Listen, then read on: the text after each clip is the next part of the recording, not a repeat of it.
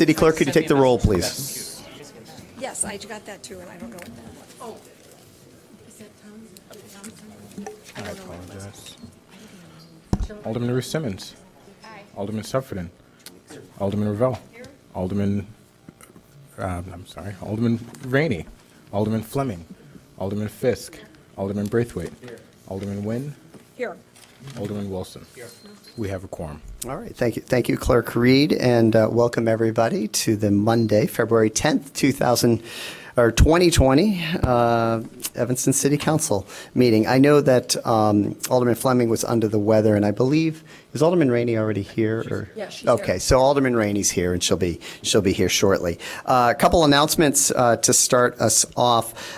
First one is, I know this is the Evanston City Council, and our schools are governed by separate boards, but I did just want to take a moment and recognize one of the amazing administrators that works there. There are many, but one, Dr. Michael Allen, was just recently elected to be the who's the principal? Let's hear it. Let's hear it. You guys already know what I'm going to say. Who is the principal? For those of you that don't, who is the principal of Oakton Elementary School, was named the 2020 Elementary Principal of the Year for the North Cook region, exactly, by the Illinois Principals Association. We are blessed to have leaders like Dr. Allen and many others in our school system. So congratulations to Dr. Allen and everybody at Oakton for that honor. Secondly, I would like to recognize this evening the Chicago Blackhawks Foundation. As you all know, we have been embarked on a very important project here in our community, and that's the new Robert Crown Community Center. And the Chicago Blackhawks Foundation, which provides grants to nonprofits that provide health and wellness programming to underserved populations in the greater Chicago metropolitan area, has given $50,000 to support that effort. So I wanted to recognize the Blackhawks. This evening we have the executive director of the foundation, Sarah Guderian, with us. Sarah, if you just wanted to stand up, you can come to the podium for a second. And I'll just let Sarah say a quick word, but just for everybody, I just want everybody to know this community center is so much more than some ice rinks. And I know people associate the Blackhawks, obviously, with hockey. There's going to be a 6,000 square foot library, a new preschool, arts and dance studios, which makes it really one of the few facilities in the entire country that has that kind of community center. So we're really, really proud to have the Blackhawks as a partner in helping us sort of execute the mission of that community center. So welcome, Sarah. Thank you. Thank you all. We are just thrilled to partner with all of you and to provide resources for this community center. The Chicago Blackhawks Foundation across greater Chicago area provides resources to build healthier, smarter, and more secure community for our families across Chicago. So this is the perfect project to be able to support, and we're thrilled to do so. So thank you for having me here tonight. Terrific. Thank you, Sarah. Thank you. Sarah, let's do a real quick picture too, and I think the Friends of Crown folks wanted that. Yeah.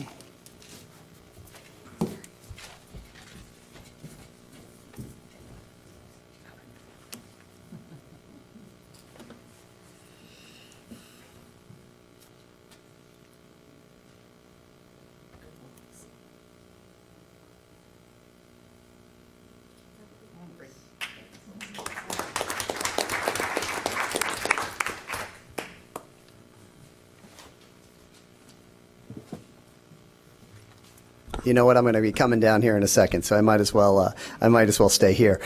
Every year, we are blessed in this community to have an organization of faith leaders come before us, who years ago formed to address some serious problems in our community, and have remained a vital part of this community. And I'm speaking tonight about Evanston Own It, who is here and every year raises money that they contribute to the mayor's summer youth employment program, which is about to start next month in March. And so I'd like to welcome, I assume it's Pastor Wilson, and there may be other pastors here this evening, if you guys wanted to come on up, because I think they have something they'd like to present.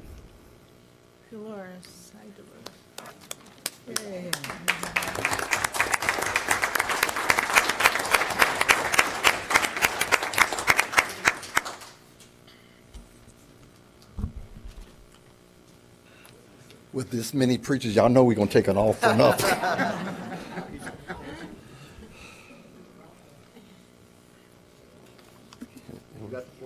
All right. Mayor Haggerty, members of the City Council, I'd like to thank you for allowing Evanston Own It to be on the agenda for tonight. Evanston Own It is a church-based community organization dedicated to supporting the youth of Evanston, the community. We can handle this task by several of the churches in this community collectively working together to demonstrate our deep, sincere commitment to Evanston and our young people. There's a hymn that we sing in our churches entitled Today. Some of the lyrics are, have I given anything today? Have I helped some needy soul on the way? From the dawn till setting sun, have I wounded anyone? Shall I weep for what I've done today? We as an organization try to ensure that we operate with integrity, as our mission statement says.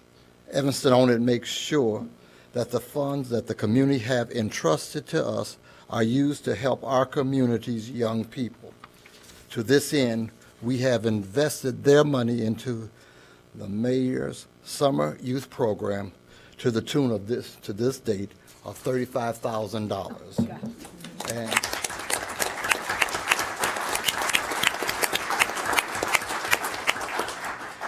And $1,000 to officers and a gentleman. We have been given these dollars to reinvest by the several Evanston Own It sponsored events that we have during the calendar year. And we use that money, we raise that money through our Passion Week services, Hanging of the Green, and our annual musical, Evanston Sings. We also try to provide mission services to the community by supporting the city's Christmas food giveaway. We've also reached beyond our Evanston borders to help the needs of our brothers and sisters in Puerto Rico.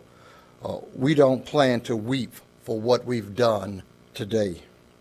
So we have come here tonight to reinvest again in our youth by giving to the mayor's summer youth program another $5,000 and another $1,000 to officers and a gentleman.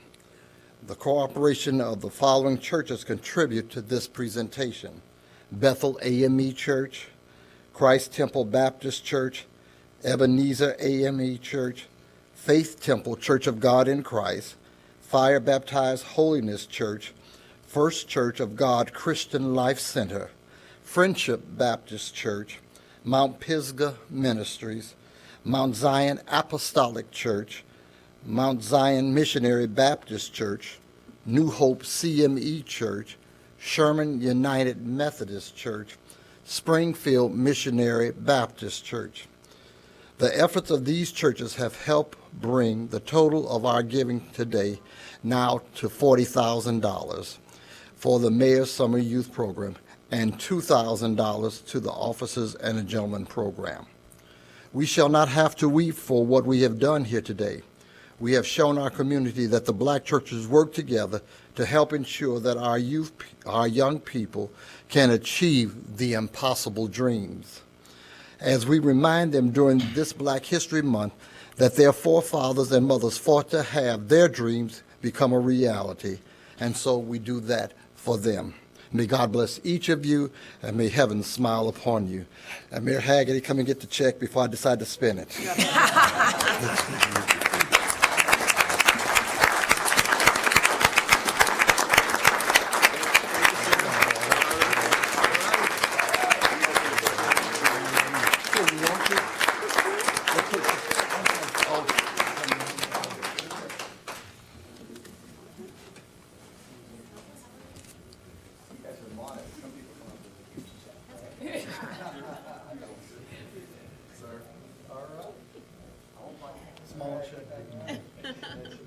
Have to scoot closer together.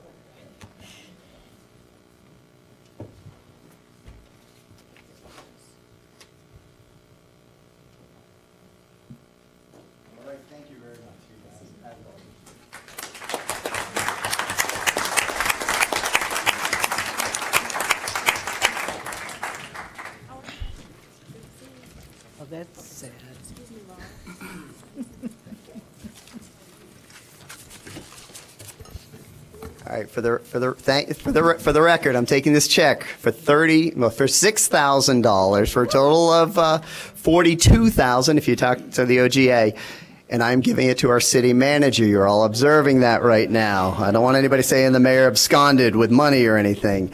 All right, well, thank you very much, and thank you, Evanston Own It, for coming out and presenting us with that check. Next up, we've got the city manager announcements. So, interim city manager Storley. Thank you, Mr. Mayor. Today, we're going to have a brief presentation from Laura Biggs, our city engineer, regarding our animal shelter and a grant that we will potentially be applying for from Cook County. So this was on Human Services last week, I believe, and we wanted the full council to understand this issue and why, or what it all entails, because there is some monetary commitments that would be required. So thank you, Laura. Go ahead. Thank you. Members of the City Council, Mayor, Alderman, and City Clerk. My name is Laura Biggs. I'm the Bureau Chief of Capital Planning and Engineering. I want to talk to you tonight about a grant opportunity that has come up from Cook County. So Cook County has issued a call for proposals for a grant program, which they have funded at $8 million. They've indicated they plan to spend it for 2 or more animal shelters and to do capital improvements only at those animal shelters. Cook County does not operate a system of animal shelters, but they do occasionally impound animals, whether they pick them up as strays in the forest preserve or in places in unincorporated Cook County where they do the sheriff's involved in evictions or hoarder situations. And in this program, they did not indicate how the money would be split up. They've not indicated a maximum grant level for a single entity. One thing, though, is if we do accept the funding for the capital improvements, we will also need to enter into a long-term agreement with Cook County to accept their impounded animals at our animal shelter. So Evanston does own and operate, well, owns a building, the animal shelter building at 2310 Oakton Street. The city is responsible for all of the maintenance and repairs at that building. However, we do not operate it. We contract with a primarily volunteer organization called the Evanston Animal Shelter Association, and they do all of the coordination and operations of the shelter. In order to understand a little bit about the issues with our shelter, I think it's really important to understand what their operation looks like. I'm going to give a very high-level view. They basically take some funding from the city of Evanston, which pays for a couple of staff positions and some supplies. Then they multiply that greatly through fundraising efforts, and they actually operate with a much greater budget of $300,000 per year. However, that really doesn't indicate the whole story, because most of the labor associated with the animal shelter and quite a lot of the supplies and other things are all done via volunteers and donations. They process over 570 animals per year. That includes when our own police pick up animals and drop them off at the shelter, as well as owner-relinquished animals. And they staff our animal shelter with 14 shifts per week. Generally, over 175 people per week are volunteering in the animal shelter. They actually use foster homes because of the limited capacity of our shelter building. They use foster homes to house the majority of animals. And often animals might be in the shelter when they're first dropped off. Then they go to a foster home until they're ready for adoption, and then they're back in the animal shelter again. They also work very diligently to try to keep animals out of the shelter. They operate a number of programs where they will either care for animals on a short-term basis. If someone's having a housing crisis, they will provide donated food. They will provide funding for basic medical care and free vaccinations for basically the purpose of trying to make it so that animals stay with their owners and they are not being dropped off at the shelter unless it's absolutely necessary. And in this way, they provide a lot of support to different demographics within our city who actually have animals. Now, about our building, the Evanston Animal Shelter was originally built in 1973, and it wasn't built as a no-kill shelter for dogs and cats. It was basically just a short-term impound facility for dogs. In 2017, staff raised the issue that there were a lot of concerns with the limitations of the building as it is currently designed, and City Council directed staff to conduct a study internally, utilizing the assistance of the Animal Welfare Board, which we did. We partnered with them and the Evanston Animal Association to do quite a lot of information gathering. Board members put in a ton of volunteer time. People visited all sorts of shelters over the Chicagoland area. We looked at the building codes. We looked at best practices for the industry. And we determined roughly a list of issues that currently exist with our animal shelter that include things like its very limited capacity. It's not really designed to be a great environment for animals. There are not a lot of spaces. So there's one room for adoptions. If there needs to be a second adoption, that has to occur someplace else, either outside or in sometimes in a bathroom where people can interact with the animals. So it's just basically very inadequate for its current purpose. I highlighted the operations aspect because I do think that based on what we've seen, based on practices at other shelters, ESA has done an amazing job of trying to overcome these limitations and really provide animals with an appropriate experience related to the shelter, but it is definitely a barrier to operating a quality shelter that the building is so limited. In addition, there are a couple of code issues which are pretty hard to address without making a substantial investment into the building. The HVAC is fairly inadequate. There are no zones to the HVAC, so everybody breathes the same air, even if, whether it's a sick animal or whatever. There's not really a space in the main building to separate out different animals in an HVAC way. There's also no fire sprinkler, and the temperatures within the building are not very evenly distributed, so often during periods of extreme hot, portions of the building are over 90 degrees where we house animals. So this is, again, part of the reason why the Animal Shelter Association works very hard to keep animals out of the building as much as possible. But it would be very challenging for us to fix any of these problems without doing some sort of significant capital investment. To build a new shelter or to bring our shelter up to the standards that we would consider basic industry standards, we estimate it would be about $6 million. It is really challenging to modify the existing building. It's built in the shape of a cross, and the way the roofs are peaked, it would be very difficult to make an organic expansion onto the existing building. Thus, we have the grant application, which actually seems like a really great opportunity for the city of Evanston. We have been working on trying to finalize what our recommendations would be for applying for a grant. And while we do think that this would take some funding from the city of Evanston itself, we've talked with the Evanston Animal Association. They're willing to do some fundraising for capital programming, which they don't currently do. And then we will also, of course, be applying for some funding from Cook County in order to be able to make up the bulk of the cost of any animal shelter improvements. So this breakdown is sort of the recommendation that staff has developed at this point, working with the Evanston Animal Shelter Association. If we do accept Cook County animals, there will probably be some changes in the operations. The current Animal Shelter Association does not fundraise for capital due to some issues that happened several years ago with a previous organization. That's something that they've stayed away from. They're willing to fundraise if we modify the agreements that we have with them in such a way as to make sure that the funding stays in Evanston, but that it is utilized specifically for capital investment. They would need to hire additional part-time staff. They feel that their fundraising could cover the costs of the additional staff. We would need to negotiate with Cook County to enter into this long-term agreement. We have not been made aware of the terms of the agreement yet. They haven't set those. So that's something that we would need to come back to council with. Should we be a recipient of the grant, we would have to come up with a total package that would be represented to council again. And they would also need to contract with an on-site veterinarian in order to do some of the rabies observations that the Cook County contract would require. The grant application is due February 28th.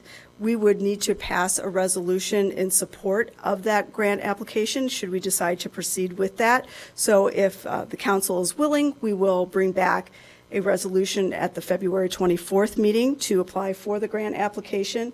Cook County's indicated that they would notify the potential recipients between April and June and enter into negotiations to finalize what the proposals are and what the various grant amounts are. We would, if we were a recipient, then be able, once that is complete, to enter into a planning and design contract with an engineer architecture firm and complete construction in 21 and 22. The earliest we believe we could open a new animal shelter would be the middle of 2022.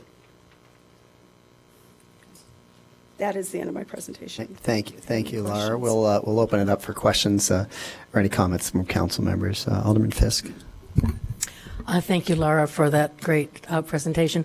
I'd like to introduce Vicki Pasenko and Jill Cabot from the shelter. Both of you just come up to the microphone. I have done their best to explain their operations. However, they are extremely complicated and involved. And while they're coming up, I want to, I mentioned this at Human Services, but we did get a very nice letter of support from Commissioner Larry Suffredin for the project. I'd like Vicki and Jill just to reassure the council that you've thought through the grant application and you feel confident that we can absorb and handle the additional number of animals. We can. I don't have it. We don't have it in the presentation, but if you look at the shelter diversion programs that we put into place that Laura talked about, we have reduced the number of animals significantly that we take in from 2017 to 2019. And also, we've taken in during 2019 20% of our animals from outside of Evanston because we had space, if you can imagine, space in foster homes, but space nonetheless. So if you factor in, you know, the fact that we in 2017 had over 100 more animals than we did in 2019 in the facility that we're in now, then certainly the new facility would allow us to handle the animals that would come to us. And for those of you who don't remember the change from the previous animal organization to our current animal shelter volunteer organization, could you just remind us of what wonderful statistics you have? I mean, we really are a no-kill shelter now. We are a no-kill. And we weren't before. We were not before. We are a no-kill shelter now, and I don't want to dwell on the history of all of that because that's history. But we are a no-kill shelter now. To be a no-kill shelter, you have to have a live release rate of 90% or higher. We are also an open admission shelter, which means any animal from the city of Evanston, be it a cat that was hit by a car or an animal that's 20 years old whose owner went to the hospital and it's, you know, has a lot of health issues, all of those animals come to us, but yet we are able to have a live release rate between 96 and 97% consistently over the time that we've been there. So thanks. Thank you. Alderman Rainey. Well, I mean, this is a fabulous opportunity, and I was not able to be at Human Services, and I could not get it on television. It just wouldn't come on. So I didn't see the meeting, and I wanted to know if your organization was all in on this grant application. Yes, and we it are. Sounds like you. Yeah, we have a board as well, and we talked about this a couple of meetings ago and actually took a vote, and it was a unanimous vote from our board members that we proceed. So we're all on board with it. And the animals that will be coming in will not all be sick or. Oh, no. And all the animals that we take in now are not all sick either. The animals, my understanding that the animals that would be coming in would be animals that are picked up by the animal control officers of Cook County, strays that would be, you know, wandering in unincorporated Cook County in the forest preserve or whatever. And I believe they also do handle some hoarder cases and they have some evictions where people have animals that have to be taken in, which we have actually never handled a dog hoarder case in Evanston, but we have had 3 cat hoarder cases. One of them was like 68 cats from one place, and we managed that in the current facility. So you know what? We are confident we can handle in a larger facility where we're all about it. So. Thank you. Yep. Very impressive. Very impressive. Thank you. And Clerk Reed, I think you wanted to add something to this discussion. I just want to thank you all for all the work you do. I know you. And I adopted my dog Macy. Yes, you did. At this point, 3 or 4 years ago. Probably 3 years ago, Yeah, I would 3 say, years yeah. ago from the shelter, and she's been a great addition to my life. And so I'm glad to see that the council is supporting your efforts, and thank you for all the work you do. All right. Thank you. I have one Thank you, more Clerk question. Reed. Yeah, Alderman Rainey. The shelter was built in 1973? I mean, I know that's what you said. Are you sure? That is what our records show. I was not here. No, I wasn't here. But I know that I adopted animals at the, where the research park is now. As a matter of fact, exactly where the parking garage is was where the animal shelter was. And I lived on Dobson in the 1300 block in the 1980s, and I adopted animals at that shelter on Maple Avenue. The original function of the building was really just to be a short stop prior to euthanasia. So it was not operated anything like a no-kill shelter. It's entirely possible that animals were actually being adopted out of other buildings. But that nice building was just for, on the way to the creme. That doesn't sound right. Okay, all right. I didn't seem like that's what it was called. All right, thank you, Alderman, and thank you Thank you both, and thank for you, Laura. everything This you is very do. exciting for the city of Evanston, and City Manager Storley. This will come onto to the next agenda. Is that right? Correct. It will be on the agenda for the 24th. Okay, terrific. All right, thank you, Laura. All right, does that conclude City Manager update? Yes, thank you very much. Okay, City Clerk, any communications? Yeah, I have a few announcements to make. First, I just want to highlight that we have elections coming up. We have a March 17th, 2020 presidential primary coming up here in Evanston and across the state of Illinois. The clerk's office will soon have our election page updated. The ballot has not yet been finalized. There are a few questions. There's a referendum that is still pending, and so the county's office is delaying printing our ballots. But, of course, we'll have offices for president, for delegates for president. We have someone here who might know a bit about that. We have MWRD up for election, state's attorney, the clerk of the court, Supreme Court, circuit court judges, Ninth Sub-Circuit, the nonpartisan election referendum, as well as the potentially a voter initiative placed on the ballot by residents. The first day of early voting will be March 2nd, so you can early vote here at the Civic Center in room G300. The times are listed on the city's website under election information. The last day to register to vote will be, for the last day for grace period registration will be the 16th. Of March, and you can still register on election day at your local polling place.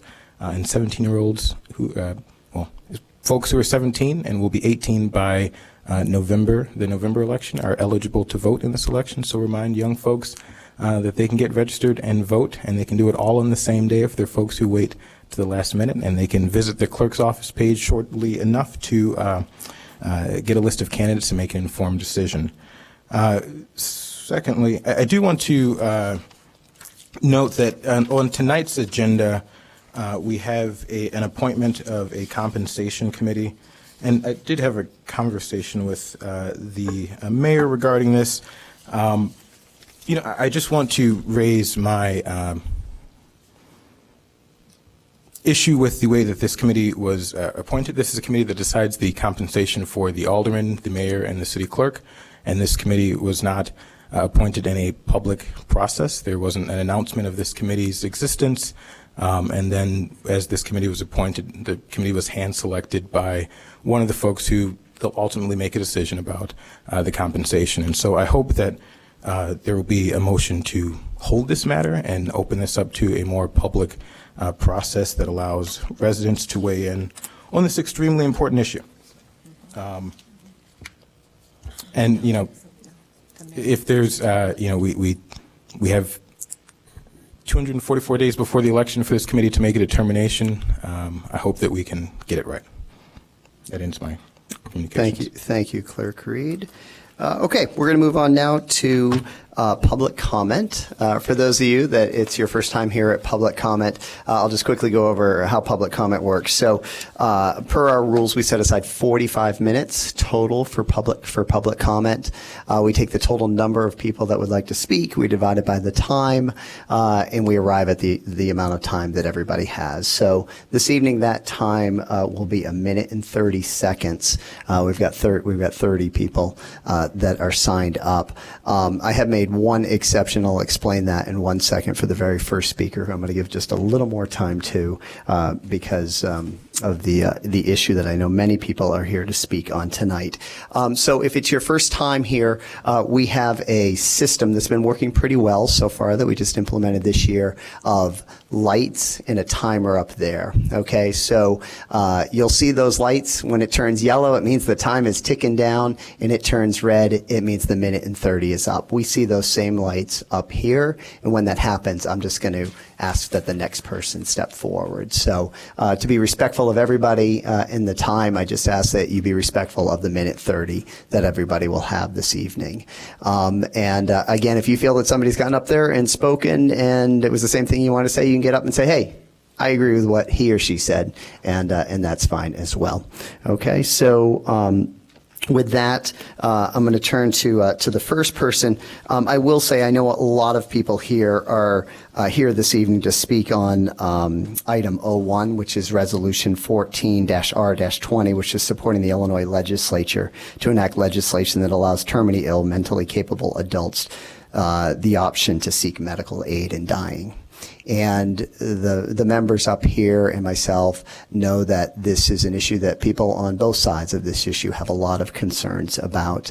And so the first speaker this evening is I'm going to ask to come up is Faye Clayton. And I spoke to Faye before, and given what she wants to share that I think could potentially change the discussion this evening. I'm giving her 2 minutes and 30 seconds, and then we'll get to everybody in public comment. It'll be 1 minute 30. So welcome, Faye. Thank you, Mayor Haggerty, council members. I'm Faye Clayton, a 3rd Ward resident for 42 years and a co-founder of the Action Team. Will the Evanston residents who serve on the Action Team please stand up for just a second? The opponents of medical aid make the same slippery slope arguments that were made before the very first medical aid in dying law was passed. But 22 years of experience in Oregon proves that their fears are unfounded. There have been no substantiated instances of misuse, abuse, or coercion in all that time in Oregon or the other 9 jurisdictions that have authorized it. And that's because of the safeguards. A person seeking medical aid in dying must be an adult. They must be terminally ill, which means they have 6 months or less to live. A disability doesn't count. That's not a terminal illness. They must be mentally capable of making a health care decision. Their decision must be informed. Their attending doctor has to advise them on all the other end-of-life options, including hospice. The doctor has to tell the patient they can change their mind at any time. The patient has to make the request at least twice, orally and in writing. And it has to be witnessed by 2 people, at least one of whom is not a relative. The doctor has to give the patient an opportunity to rescind their request. And a second doctor, a consulting doctor, must confirm both the 6-month diagnosis and that the patient is able to make an informed health care decision. If either the consulting or attending doctor has a fear that there might not be the capacity to make that decision, they have to refer the patient for further, usually psychological evaluation. Then there's a waiting period. Participation is strictly voluntary. Nobody can sign anyone else up for medical aid in dying. It's a crime to pressure or coerce anyone into either requesting it or using it. The patient has to take the medication themselves. And finally, it's an option. No one has to use it. No doctor has to prescribe it. In signing California's law, Governor Brown said, quote, "I don't know what I'd do if I were dying in prolonged and excruciating pain. but I'm certain it would be a comfort to consider the options afforded by this bill, and I wouldn't deny that right to others. We in Illinois deserve that option too. But it appears that some members on our council have not had an adequate opportunity to engage in a conversation with their constituents about this essential end-of-life issue. I have been asked by several members of the City Council to give the Evanston community more time to discuss and understand it. And importantly, for all of us who volunteered, some of whom are here tonight and some are not,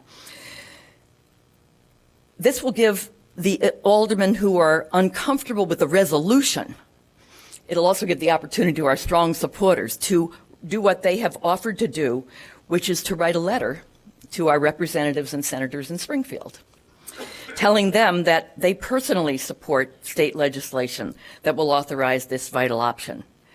And that's why I am respectfully asking that this item, 14R20, be withdrawn from the agenda for now, and that we continue the conversation. Thank you. Thank you, Faye. So I wanted to give Faye a little extra time because the request from her organization, the Compassion and Choices and Dying with Dignity group, would like to have a further community conversation. So we're going to go through public comment. We'll give everybody, as we said at the beginning, a minute 30. I am then going to move this item up in the agenda when we finish public comment and ask a alderman if they want to move anything or if there's any issues. I'm going to look at Alderman Wilson to start us on that. Okay, so thank you, Faye. We're going to move now to James Engelman. James.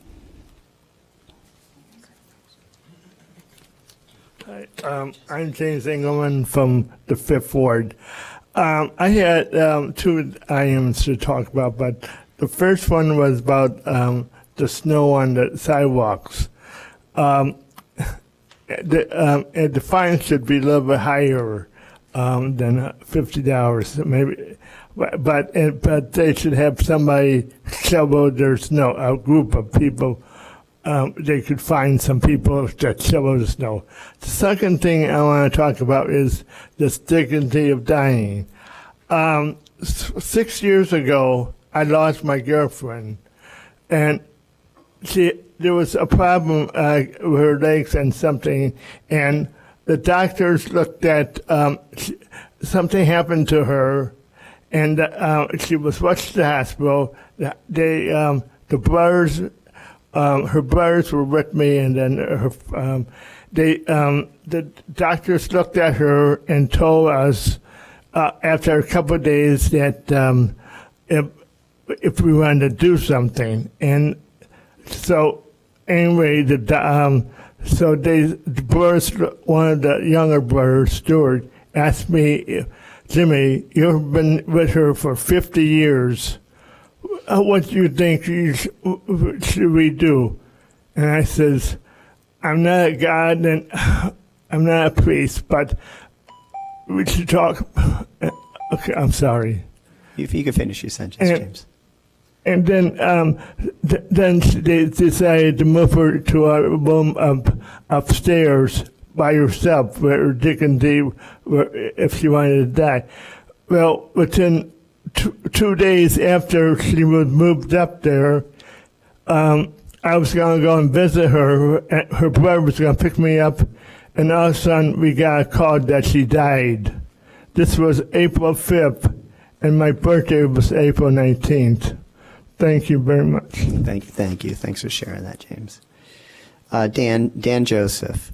All right, now Dan's got 2 specific items. He's got a minute 30 total, but I'm going to let him do the first one, and then he can take a seat, and I'll call him back to do the second. I'm Dan Joseph, owned a house in Evanston for 43 years. Snow removal. I believe the proposed new ordinance of property owners responsible for snow removal needs amending. If and when we have a major debilitating snowstorm, city trucks plow iceberg-dense slush onto sidewalks at crosswalks. If the city moves it there, the city should remove it, not the adjacent property owners. All right, you got 55 seconds in the bank there. Okay. Okay. Thank you. Pace Bus on tomorrow's having a public hearing at Levy Center. The proposals are very good, except with these proposals, the only bus from Old Orchard to Howard Street is 97 Skokie, which is fine, except on Saturday, the last bus is 8:30, and Sunday, the last bus 8:50. After these times, the route terminates at Dempster Yellow Line. CTA appears to either be uncooperative or not interested in solving this dilemma. Please attend the PACE hearing tomorrow night at the Levy Center and let them know that the 97 Skokie should continue until 10:30 at night as it does on weekdays. Thank you very much. Thank you, Dan.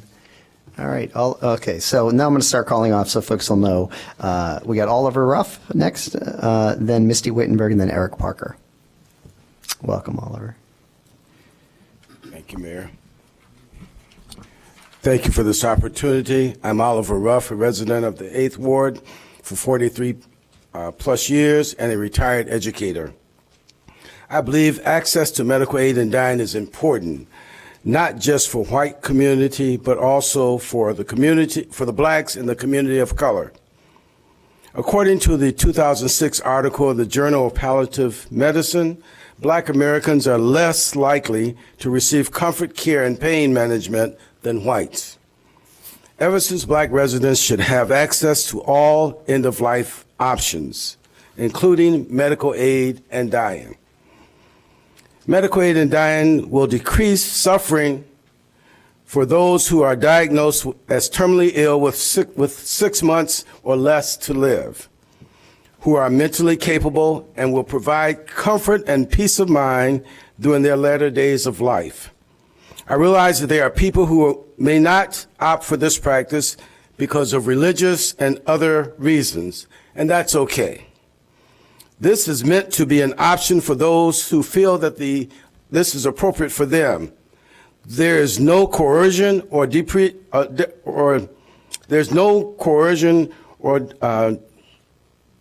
deprivation of values if they opt out of this and otherwise decide that they don't want to do it. It is simply an option.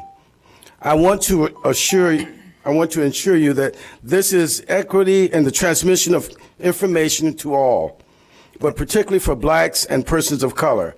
I am committed, as is Compassion and Choices, to ensure that every Evanstonian in the community at large is educated and informed on the available options. I support medical and dying. Thank you. I support medical and dying as being one of those options. I ask that you strongly give Resolution 14R20 your support and endorsement. Thank you. Sorry for taking that. Thank you, Oliver. All right. Well, let's get into a groove at the minute 30. Again, the lights are up there, so welcome Misty Wittenberg. Then we have got Eric Parker, then Mike Vasilko. Hi, and I like this thing. That will be helpful, I think. Misty Wittenberg, 5th Ward. So I was actually coming here to speak about appointments to the Ethics Board, but City Clerk, I thought that you raised an interesting point just because, the compensation committee is not something I'm particularly invested in or have thought about, but it would be, I don't know if you did handpick them or what that selection process was like, but for all of our boards, if people could know what's available and maybe you could share at some point how you chose them, or if that's, how that happened, and if it's controversial, maybe hold it. But how that relates to what I wanted to speak about is, we've had complaints pending before the Ethics Board for 2 or 3 months now, and I haven't seen a lot of movement there. We've had every member resign, and that's, I'm sorry, but it's in no small part because of actions by this council. And I know that it might be inconvenient, but the alternative to an administrative procedure is that the city attorneys have to prosecute those as ordinance violations. If we can't do it here administratively, then they have to do that as at least quasi-judicially or quasi-criminal at at the core. And while I feel like that would be a fascinating dynamic, it could not be so comfortable for people who are up here who have to work with those people. So please prioritize this and let's resolve ththese issues. Thank you. Thank you, Misty. Eric Parker, welcome, and Mike Vasilko, then Amber Smoch. And I apologize if I'm mispronouncing people's names. Smoch, thank you. My name's Eric Parker. I'm a longtime resident of the 9th Ward in Evanston, 25 years living here. I'm also an elder law attorney representing many Evanston residents. My job often requires me to counsel people who are terminally ill and dying. I'm here to speak up in favor of the resolution supporting medical aid in dying. It's important to me personally, it's important to my neighbors, more importantly, it's important to my clients. Every week when I sit down to discuss powers of attorney, living wills, and other advanced directives with my clients, quite a few of them ask me about medical aid in dying. The number who inquire about it have been increasing each year. The people who ask me about this don't come from any one demographic group. They're the elderly, the young, the religious, the wealthy, the not wealthy, the healthy, and the sick. The only thing they have in common is that if they become terminally ill, they want the option of a peaceful death. They say things like, if that ever happens to me, I'm going to move to Oregon. But the sad truth is when people get that ill, they can't, generally speaking, pick up and move to another state, nor should they have to. They're acutely aware that they want the option to die on their own terms and that other states are allowing residents to do just that. I chose Evanston as my home because of its independent and diverse spirit. It's a type of community that respects individual autonomy. To those who oppose medical aid in dying, we support your right to not seek that. But understand that there are people that want and deserve this option. Evanston is precisely the place that should be leading in this effort to give people the option. Thank you. Thank you, Eric. Mike Vasilko, Amber Smoch, and then Charles Petroff. Thank you. First of all, you really should support the dignity of dying resolution. It seems like that shouldn't even be a question that's brought to you, but since it is, you should support that resolution.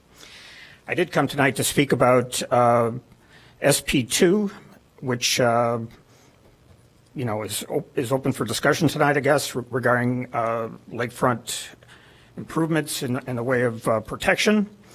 But what's buried in the packet is information that surprised me, as if we haven't learned anything from what took place at Robert Crown.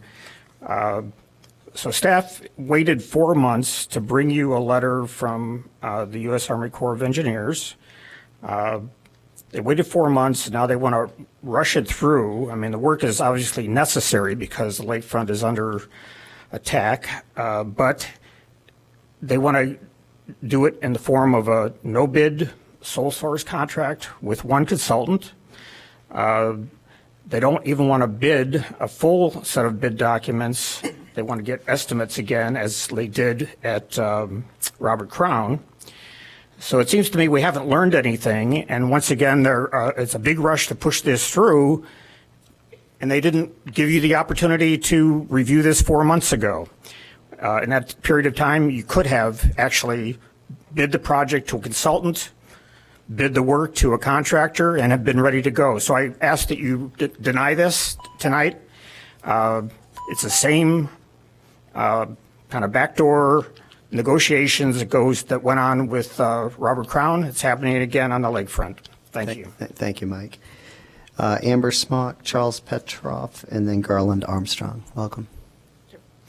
Good evening. My name is Amber Smoch, and I'm the Director of Advocacy for Access Living, which is a disability rights and services organization based in Chicago. Although we're based in Chicago, we also do a lot of advocacy on the state level and the national level. And I am here to express our organization's opposition to introducing assisted suicide legislation in the state of Illinois. I want to point out that you will hear quite a lot, I think, in the coming days about what's been going on in terms of Oregon's assisted suicide law. I need to tell you that the facts that you have heard so far are incorrect.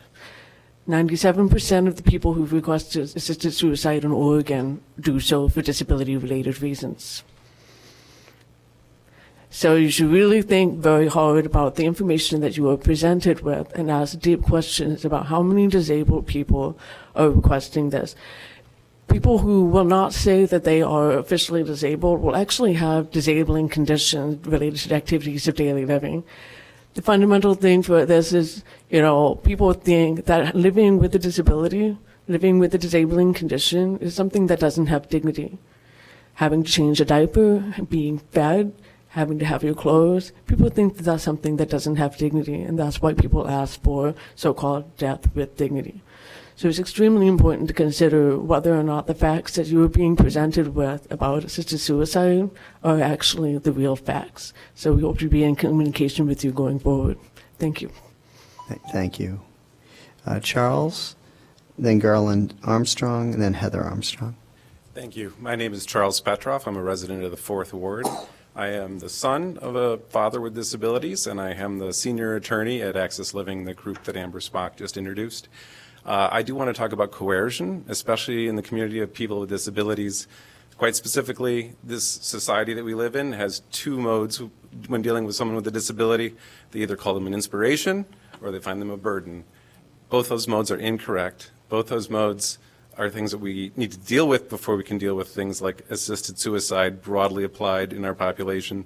And the folks that I work with, who are majority people with disabilities, are people who are contributing in large ways but are not necessarily the economic driver of our society. Our employment is not well financed. It is this conflict that we have in the way that we view people, that we don't give people the sort of dignity and the basic value, really just because they're not fitting in with our existing medical systems and they're not fitting in with the way that we built our cities. Evanston does not control the state's Medicaid program. Evanston is non-responsive when I've assisted people in reaching out to Evanston about basic physical accessibility issues. Evanston should not be going on the forefront of this issue because it's not in a position to try to figure out how to remedy the problem that a bill like this creates for the community of people with disabilities. More people are afraid to speak in public than are afraid to die. We're not talking about a hard thing to convince someone to do. Thank you. Thank you, Charles. Garland Armstrong, and then we've got Heather Armstrong, then Bess Scheinecker. Good evening, Mayor. My name's Garland Armstrong, and I'm from Des Plaines, Illinois, and also belong to Access Living, and also a fan of Progress Center for Independent Living. And I'm also concerned about this too, because it happens way back in 2008 when my wife, right here behind me, went into a seizure attack, and she was at Gottlieb Memorial Hospital in Melrose Park, and the administration says without a will, they want to pull the plug, have her in a vegetative state or possibly brain dead. And it's almost like the same thing to suicide, like a ticking time bomb waiting to happen. And they should have themselves a power of attorney just to make sure to ask themselves the biggest tough question. Do they want to live at home and die peacefully or being forced into either somewhere else or have family members pushing them into it? So they need a voice to find out where they want to die peacefully so they don't have to end up in a big conflict, as my friend Charles Petroff says, because sometimes it's like a ticking time bomb waiting to happen. So we don't want this to happen not only here in Evanston, but across the nation. So just want to give you a heads up, and there'll be a firestorm here concerning about this. Thank you. Thank you, Garland. Heather Armstrong. Yes, sir. Okay, welcome. And then we've got Bess, and then we've got Larry Biondi. Good evening, Mayor and Alderman. I have a big concern about this. What's it called? Suicide. Is that because this is going to be a disgrace to people with disabilities? Because what happens if family members decide, because it's bad enough you guys have in the state of Illinois where you pull the plug on someone without the person's knowledge, and with family that doesn't care about their other family members that are dying. they only care about what they want. So what are they going to do? They're going to push a person with a disability into committing suicide, or else they're going to tell the doctor to take them off life support. I don't think that's a good idea, because I was once in a coma. I didn't have a power of attorney, and what happened to me is someone had to make decisions for me, and I hated that. If the law was something like they do in Iowa, if they don't have a power of attorney, you just keep them on life support, and not the family telling them what to do. Because Illinois is so discriminatory to people with disabilities. They're like the devil's disciples. Thank you. Thank you, Heather. Bess? Okay, we've got Bess, then Larry Biondi, then Lindsay Sullivan. Good evening. My name is Bess Schenker. I'm a 40-year resident of the 3rd Ward, retired attorney, and a hospice volunteer for nearly 20 years. I also volunteer for Legal Aid Chicago to assist low-income clients with advanced directives, and I am a member of the action team in Evanston. In my volunteer work, I have been privileged to have intimate conversations with virtual strangers about death and dying. I have learned how important it is, how calming for people to have a plan about how much treatment they're willing to undergo and how much pain they can withstand. For let's not turn away from the truth. Illness can be painful. Treatments can be ineffectual and very challenging. Some of you might have heard Chaplain John Leinberger speak last week at the Human Services Committee. He passionately recounted his father's death. He told the committee that his father's pain was so great, despite available pain medicine, that he was crying out in agony before he finally died. We are taught to battle illness and fight death, but most patients with terminal disease are ready to accept the inevitability of their deaths, and some want only to minimize their descent into unmanageable pain. That is the point at which the option to choose medical aid in dying can provide comfort and peace. Thank you. Thank you. Larry Biondi, then Lindsay Sullivan, then Ryan McGraw.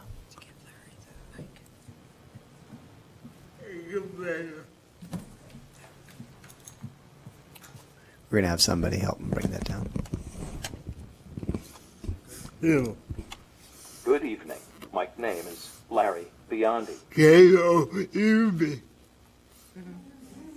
Yes. Here you go. I'm an Evanston resident in the 5th Ward.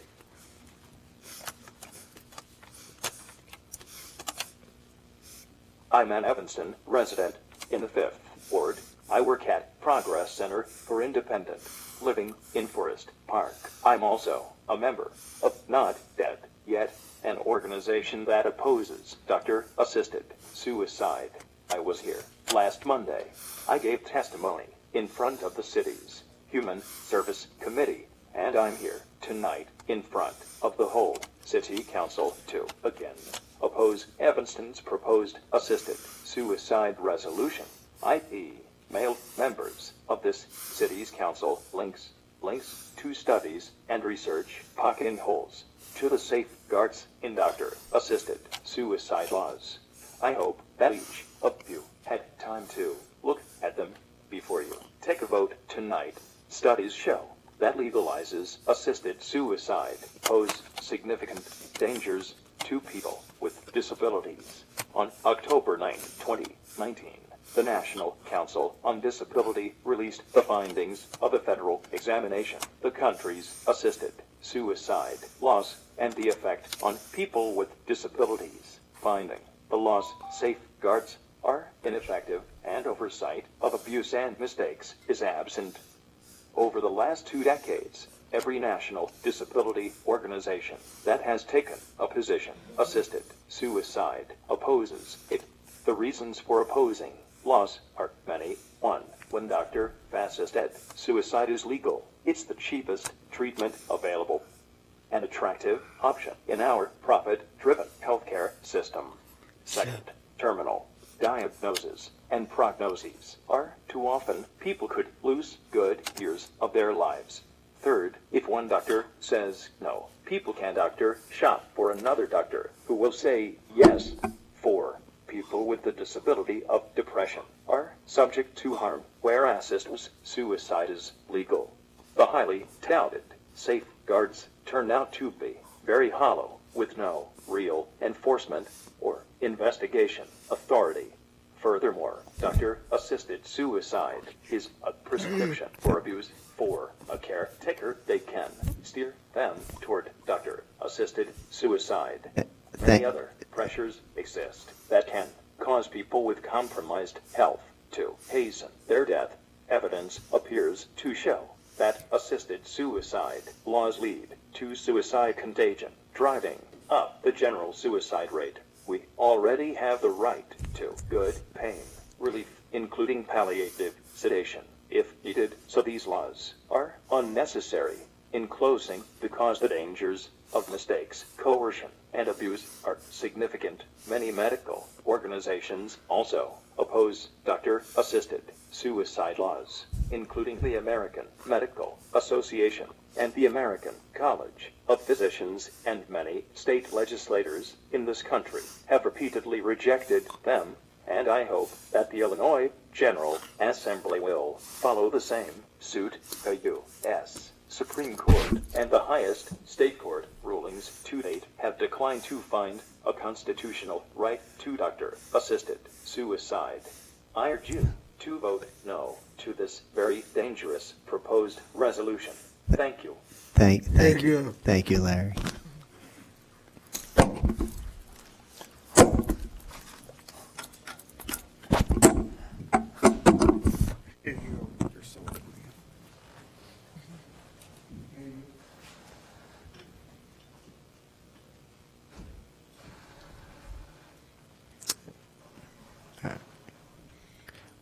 Welcome, Lindsay. And then we've got Ryan McGraw and then Clark Craig. Yes, thank you, Council. Well, we just heard a very concise and thorough explanation of why assisted suicide is a really bad idea. This is more of a personal reason. I suffer from what's called lipedema. I have stage 4, which is the most severe type. I have extreme pain pretty much at all times. Yet, the only time that I could possibly be out of pain is when I'm sleeping. And that's really not all that great. But the only procedure that would be considered a therapy for me would be cosmetic surgery, and that's not covered by any type of insurance. And so within the letters of this law, I would be considered for, if I were to have some other type of injury, I would be considered for this type of palliative care, because there would be no way coming back. And I just don't agree with it, because I have been there. I have tried to commit suicide. And by the grace of my higher power, I have not succeeded, because I'm still here. And for me, there's always a possibility of something else happening. There's always medical advances, and there's always possibilities of other things happening. Thank you. Thank you, Lindsay. So we've got Ryan next, Ryan McGraw, Clark Craig, and then Juan Garikaris. Welcome. Hello, thank you. I am the home and community-based services and health organizer at Access Living. The fact is, in assisted suicide cases, studies have said only 21% of people that requested assisted suicide have a primary issue of pain being the main issue. However, about 80% of people listed existential fear of disability as one of the rules. When people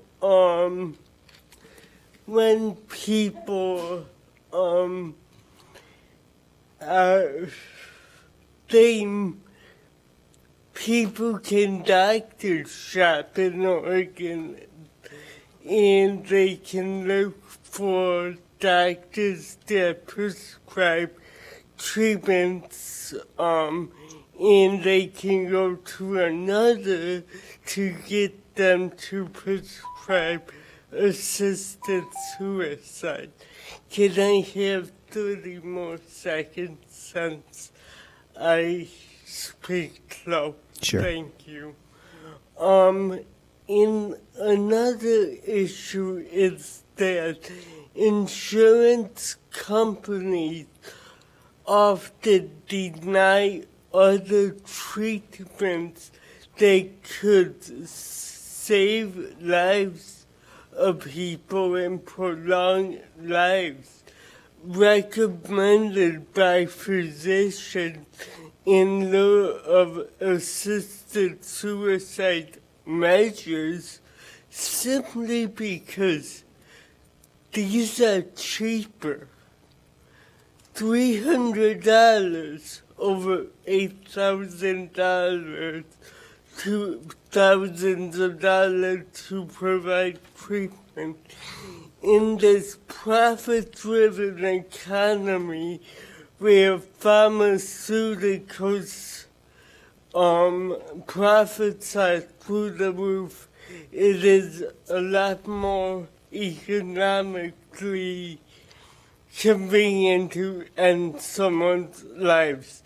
And pharmaceutical are taking that stance. Thank you, Ryan. Thank you, and I strongly urge you to oppose this resolution. Thank you, Ryan. Clark, do we have a Clark Craig? Come on up, Clark. And then we've got Juan Garikaris and then Catherine London. Hello, I'm Clark Craig. I'm from North Riverside. I work at Progress Center for Independent Living. I'm against assisted suicide, and I agree with everything that's been said by the other people who are against it. I would like to point out, though, that the proponents say that no documented case of coercion has ever occurred in Oregon, but yet there is no observation of any of when the medication is ingested. And there's no witnesses. And so if that's the case, there could never be a documented case if there's no one watching what's going on. And so I urge you all to vote no. Thank you. Thank you, Clark. Juan Garikaris, Catherine London, and then Doreen Price. Hello, my name is Juan Heracadis. I'm a 12-year Evanston resident of the 9th Ward and a parent with children at Oakton Elementary. I'm here because our parent community is concerned about a recent increase in traffic ticketing at our school. We've seen heavy traffic ticketing at our school on Austin Street during pickup and drop-off hours by officers in unmarked vehicles. This has proven to be very stressful and traumatizing for the students and the parents involved. Austin turns into a one-way street during the hours when a one-way sign is posted. I've lived 2 blocks away from this street for the past 12 years, and I couldn't tell you what the hours are or what the actual traffic laws are because there's no signage detailing what the actual law is. If this is about student safety, our community would be better served having someone helping direct traffic rather than having unmarked vehicles ticketing our community members. Thank you. Thank you, Juan. Catherine London. And again, I apologize if I'm mispronouncing people's names. Come on up here and correctly pronounce the names if I am. Doreen Price, then Gregory Carrick. I'm Catherine Lundeen, and I live in the 8th Ward, also here with Juan. I've lived in Evanston since 2012. Thank you for allowing us to speak today. I'm here also as a parent, concerned parent at Oakton Elementary. We love Dr. Allen. We're very proud that he is our principal, and he's brought and helped create a great community here, and we want to keep that. I'm also concerned about the ticketing in our school, in addition to what Juan cited. I've witnessed officers run stop signs or speed after cars to stop them with their lights on, and I've seen how that affects the kids in the cars and also the rest of our community witnessing that. And it's affecting how we feel about our community and what we value so much. It's also affecting our community financially. Our population is nearly 70% low income, and a $210 ticket plus 4 or 6 hours of traffic school can be financially devastating and have a domino effect that can be impossible to dig out of. So a crossing guard would be great. Consistent signage is a must, and a marked car, even a marked car directing traffic, would be more helpful at Austin and Barton, and it would better help the community and the safety. I feel like we should be working to help our families navigate the school and the community around them, not punishing them for their ticketing. Thank you, Catherine. Doreen Price. And then we've got Gregory Carrick and then Jill Gardner. Hi, I wasn't here to speak about the resolution, but I've been touched and reminded of what my husband went through, and when he died of gastric cancer, and the times at which it wasn't his time, and the time at which it was. Both times were very difficult because the medical establishment doesn't have their act together in so many ways. I can say this: I worked in pharmaceuticals and had many friends and professional acquaintances, and with the equal dedication to doing the right thing. However, under circumstances which you can't explain, perfectly ordinary people can do awful things. I've seen that. It happens in our city. So if it's going to happen in our city, I can hear, and everyone's voices here, is they don't want it to happen to them when it comes to their decision. For that, I don't know if there's any way you can express this ordinance to keep it as an option with regard to giving the person all the resources they need. If you can't promise that, then perhaps you can't allow this to happen in terms of this assisted suicide. Because you have to have the opportunities like alternative medicine, other things I knew my husband wasn't given because it wasn't a circumstances he was under. But what you mentioned is that there are options out there. And if you want to take those, someone shouldn't get in the way of it. And if it's going to be the insurance companies or the medical establishments, unfortunately, they're not what they used to be. So thank you. Thank you, Doreen. Gregory Carrick, Jill Gardner, and then David Melton. Good evening. My name is Gregory Carrick. I live in Chicago. I was asked to come here about 3 o'clock this afternoon because this is a very important issue for me. Twice tried to commit suicide, once as an adolescent, another time as an adult. I shouldn't be here today talking, but by the grace of God and by great doctors and great psychiatrists, I'm here living and making positive changes in our society. No more talk of death. Enough of that. We are on the grounds of one of the finest universities in the country. The technology out there is absolutely impressive. Let's put our heads together to use the technology to find cures and solutions. No more death talk. We are always outraged, we say, about all this death and violence. I don't care how you put it. Suicide with the doctor's assistance is death, and it is murder, and it is wrong. And if we are just as appalled to the murders out in the street and the way we mistreat other people and the abuse, we should be just as appalled that we are even talking about this issue. Enough of it. Use the resources out here. Illinois is blessed with so many hospitals, universities, the world. I'm alive. My favorite fictional character is James T. Kirk. He never gave up. He always found a way to win. He would always look for other solutions. He would go to his friends, his teammates, whatever he needed to do to win. Now, I know it's fiction, but this is real life. Let's learn from that fictional story of Jim Kirk and find a way to give death a fighting chance to live. God bless you all. Thank you, Gregory. Jill Gardner, and then David Melton, then Kevin McCrae. Thank you. I live in the 4th Ward. By profession, I'm a clinical psychologist. And unfortunately, some people, it's not a question of giving up. They have a terminal illness, and there's nothing they can do about it. They're going to die. This is not suicide, and this is not assisted suicide. Suicide is an act that is made by people who choose to die rather than choosing to live. The people we're talking about no longer have that choice. They will die. They cannot choose to live at a certain point. Secondly, I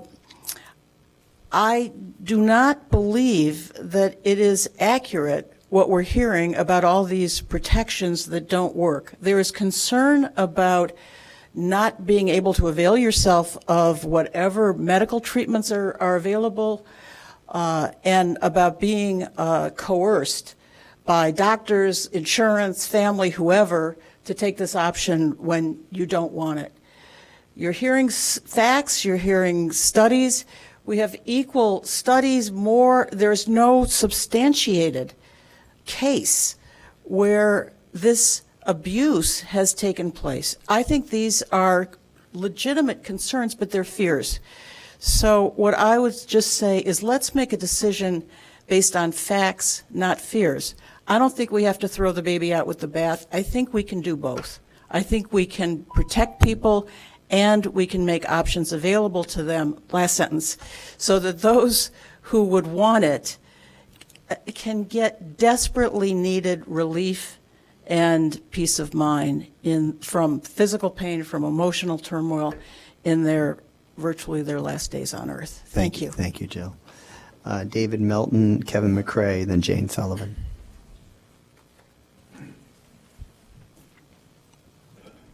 Thank you, Mayor, members of the City Council. My name is David Melton. I'm a resident of the 3rd Ward and have been for 35 years. This is the first time I've asked to address the City Council on any issue. I've heard the testimony of people both for and against this tonight, as well as at the prior hearing, and I understand their concerns. But I say to them what they are saying to us. Many of them have said, don't coerce me. Don't force me to do something that I don't want to do. Absolutely. But should I ever find myself facing a fatal diagnosis, I want that same autonomy. I want the right to say how the manner and final details of my death should be handled. And no individual, no group, no institution, and certainly no government should be able to stand in my way and interfere with that autonomy. So I would ask you to support this resolution and give me that autonomy if and when I have to face that circumstance. Thank you. Thank you, David. Kevin McCrae, then Jane Sullivan, then Rhonda Rawson. Good evening. I'm Father Kevin McCrae, resident of the 4th Ward for the last 4 years. I thank you for your hospitality for the evening and your dedication that you continue to serve the people of Evanston. You're giving me a great burden, 1 minute and 30 seconds. What preacher and minister or priest have you ever known to keep things to 1.5 minutes? But I come to you tonight as a visible leader of St. Mary's Catholic Church, but also as a man of faith and also most importantly, as a son who has walked a health journey with his mother. As a believer that God gives us life and that only God can decide when that life is to end, I struggle with the proposed resolution because it's open to so much interpretation and even future misuse. Having witnessed to my own mother's journey where there were periods of fear of the future, periods of despair, periods of questioning one's place in the universe. But the journey was also filled with those periods of great joy, great hope in the future, and great gratitude that she was not alone, but was walking that journey with those that loved her and that she loved. My concern about the future misuse is the possibility that this will be used against populations that have always been disproportionately affected by issues of life.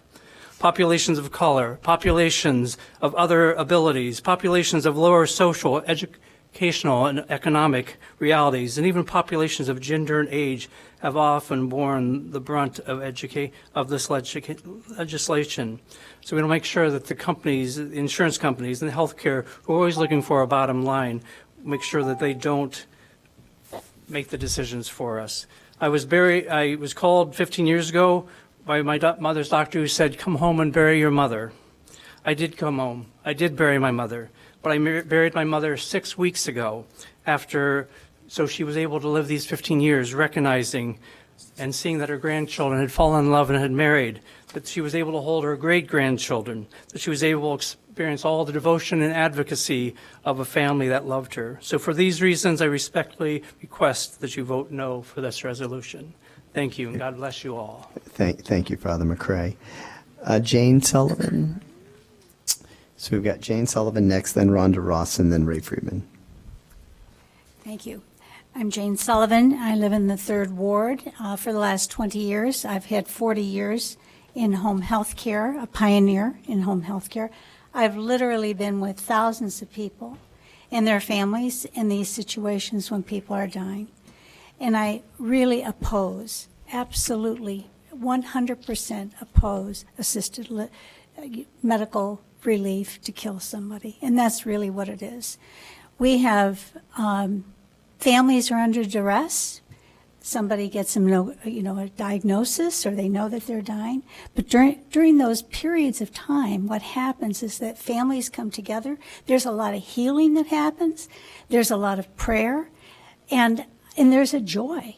On the flip side, I have also witnessed where people are like, "We're spending my inheritance. We want to finish all of this," and I really know that some of the statements, some of the proof is not correct. I have great admiration for the people with disabilities that have come up here and really spoke to this. And I've also watched where people have really helped push that along illegally to take their parent out and off of this earth.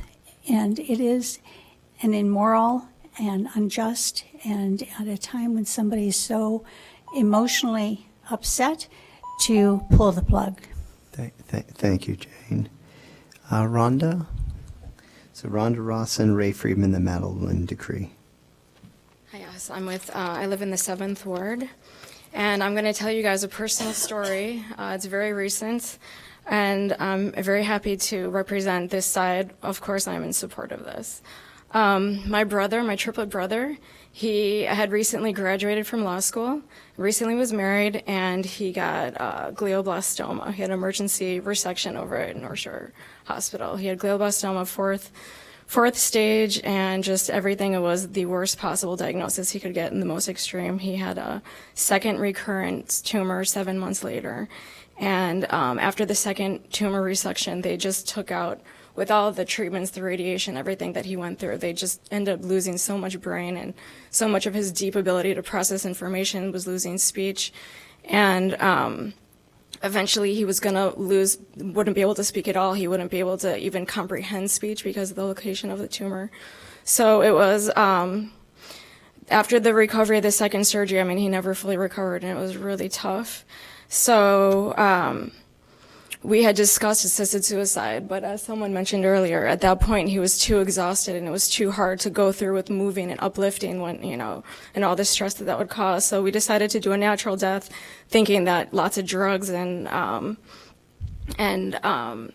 that sort of medical situation would be okay. But in the end, he suffered from, we didn't know, he kept it he kept it a secret, and he was depressed. He ended up committing suicide. This was last month. And let me just quickly finish. When I found him, I actually found his body. He was all alone in the basement, hiding in a closet, and he hung himself. And all I could think to myself when the police were trying to resuscitate him is, how in a modern society is this able to happen? Why? Why is assisted suicide not legal?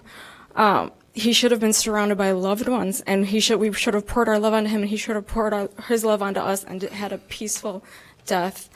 And he should have had the dignity of a good death. So thank you. Thank you, Rhonda, for sharing that very personal story, and we're all real sorry about your loss. Ray Friedman, Madeline Ducree, then I'm not sure if it was Dana Pearl or Diana Pearl.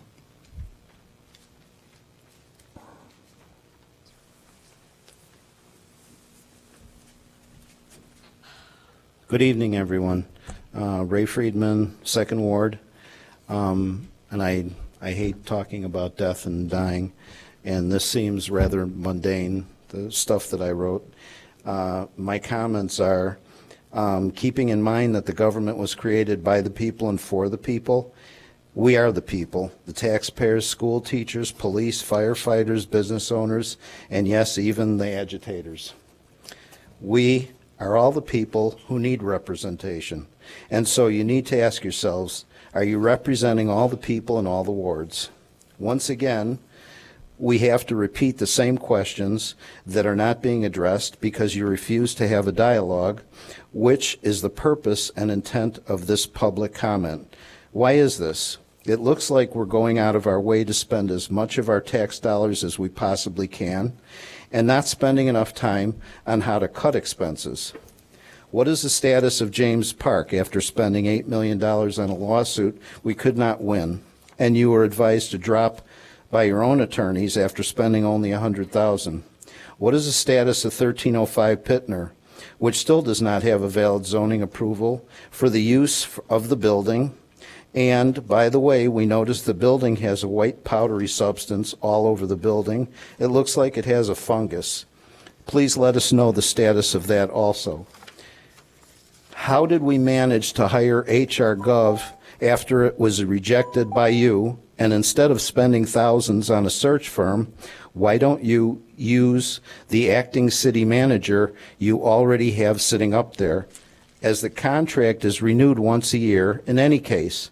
Erica must be doing a pretty good job, except getting caught up in the Kevin Brown mess, which the residents never got the response and the reasoning behind his dismissal. Please don't tell us it's because of parking tickets. So what was the reasoning there? Thank you. And Thank you, Ray. We're past our minute and I a know. half. Sorry. Okay, one more sentence. One sentence. With all the studies that we're doing and 800 employees that we have here, why can't we conduct our own parking study? We have to hire a company for $33,000 to do a parking study. Thank you. All right. Thank you, Ray. Madeline Ducree. Is Madeline here? Then we have Diana Pearl or Dana. Dana. Oh, Dana. You know, the problem is I get these, and I know you guys all typed them in, and then I take notes, and I write them in my own handwriting, and then I can't read my handwriting, so that's the problem. Welcome, Dana. Hi, I'm Dana Pearl. I live in the 8th Ward, and I've been an Evanston resident for most of my 61 years. I'm in favor of this Dying with Dignity resolution. The importance of a resolution is the more resolutions we get from more communities in Illinois, when that goes to the state legislature, they're more likely to pass it.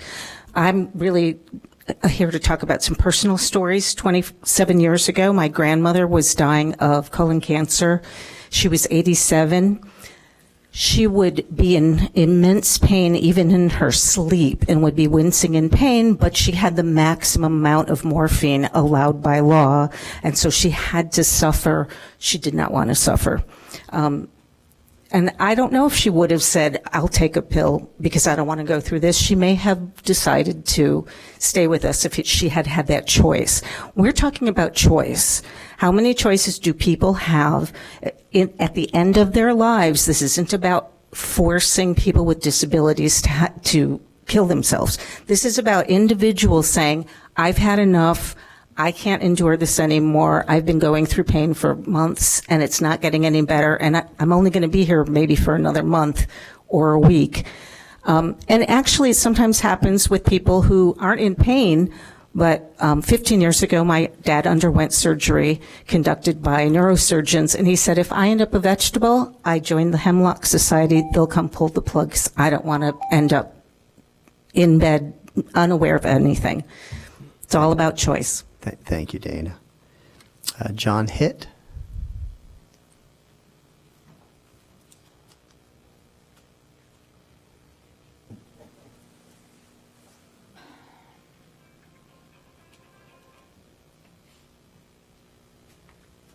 Good evening. Thank you for having this discussion. I think it's an important one.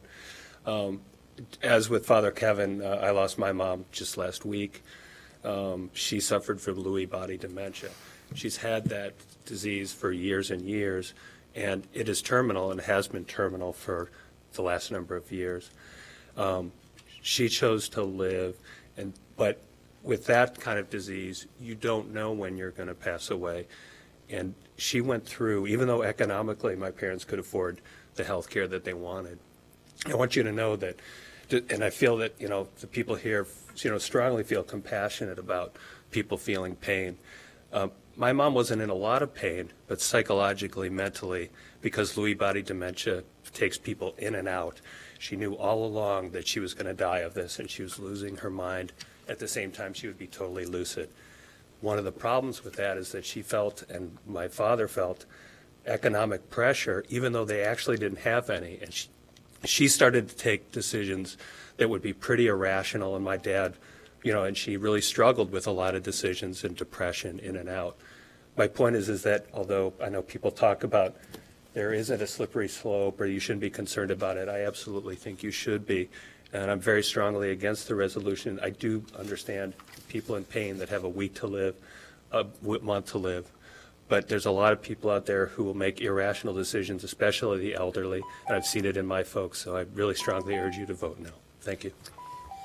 Thank you, John. And thank you, everybody, for coming out. That concludes the folks that had signed up for public comment tonight. And we recognize what a sensitive topic this is. We very much appreciate, the concerns expressed on both sides and the personal stories that people shared this evening. So thank you. I mentioned, so to recap, Faye Clayton started off and said that they would like to pull this from the agenda and have more discussions in the community. I mentioned at the beginning I want to move this up because I know there's a lot of people that spoke on it and have an interest now.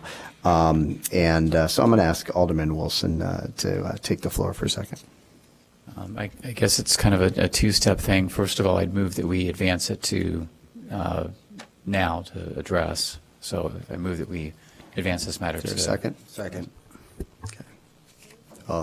Alderman? I didn't think there had to be a motion to move. I've moved things before. All right, so here's the main thing. Obviously, this raises extremely important questions and concerns in our community about health care, access to care, and these are important conversations. And this is a resolution, so we're not taking any legislative authority. So this is a conversation about whether we're going to recommend this, but. The Human Services Committee had conversations about this, and they advanced it to the council, but they did so with a suggestion that it was being advanced for discussion. And so procedurally, that's not a thing. You don't move it to the next body for discussion. It's either advanced for introduction or action, is my understanding. So I think that. In effect, that action by that committee was a nullity, and it did not move forward to this council. Now that said, it's my understanding that the organization isn't interested in pursuing the resolution at this time in any event. So I guess that kind of I don't want to use the expression solves that problem because nothing's solving our problem, but as far as procedure is concerned, I don't think it's before the council, so I'll raise a point of order that this item isn't properly on the agenda, and I think it should be stricken, but with the qualification that I think we all collectively as a body feel very strongly that these are very, very important issues and conversations that we need to be thinking about and talking about more openly in our community. So I'm grateful for that opportunity, even though they are difficult conversations. But as far as an agenda item, I raise a point of order that it's not properly on the agenda. Okay. Well, I can just privately tell you. It's because it was placed on the agenda. It is whether or not the committee did it right. It was on the agenda as noticed, and so an action has to be taken on it. Okay. Okay. So I move that it be stricken from the agenda. Okay. All in favor? Aye. Any opposed? Okay, so this item's been removed from the agenda. Okay, we're going to move now to the agenda for the evening. First, we have a couple special orders of business. The first one is SP1. I'm going to ask Alderman Nguyen if you would go ahead and introduce this one for action. Thank you, Mr. Mayor. And thank you, everybody, for coming out. We'll give them 1 second just to file out.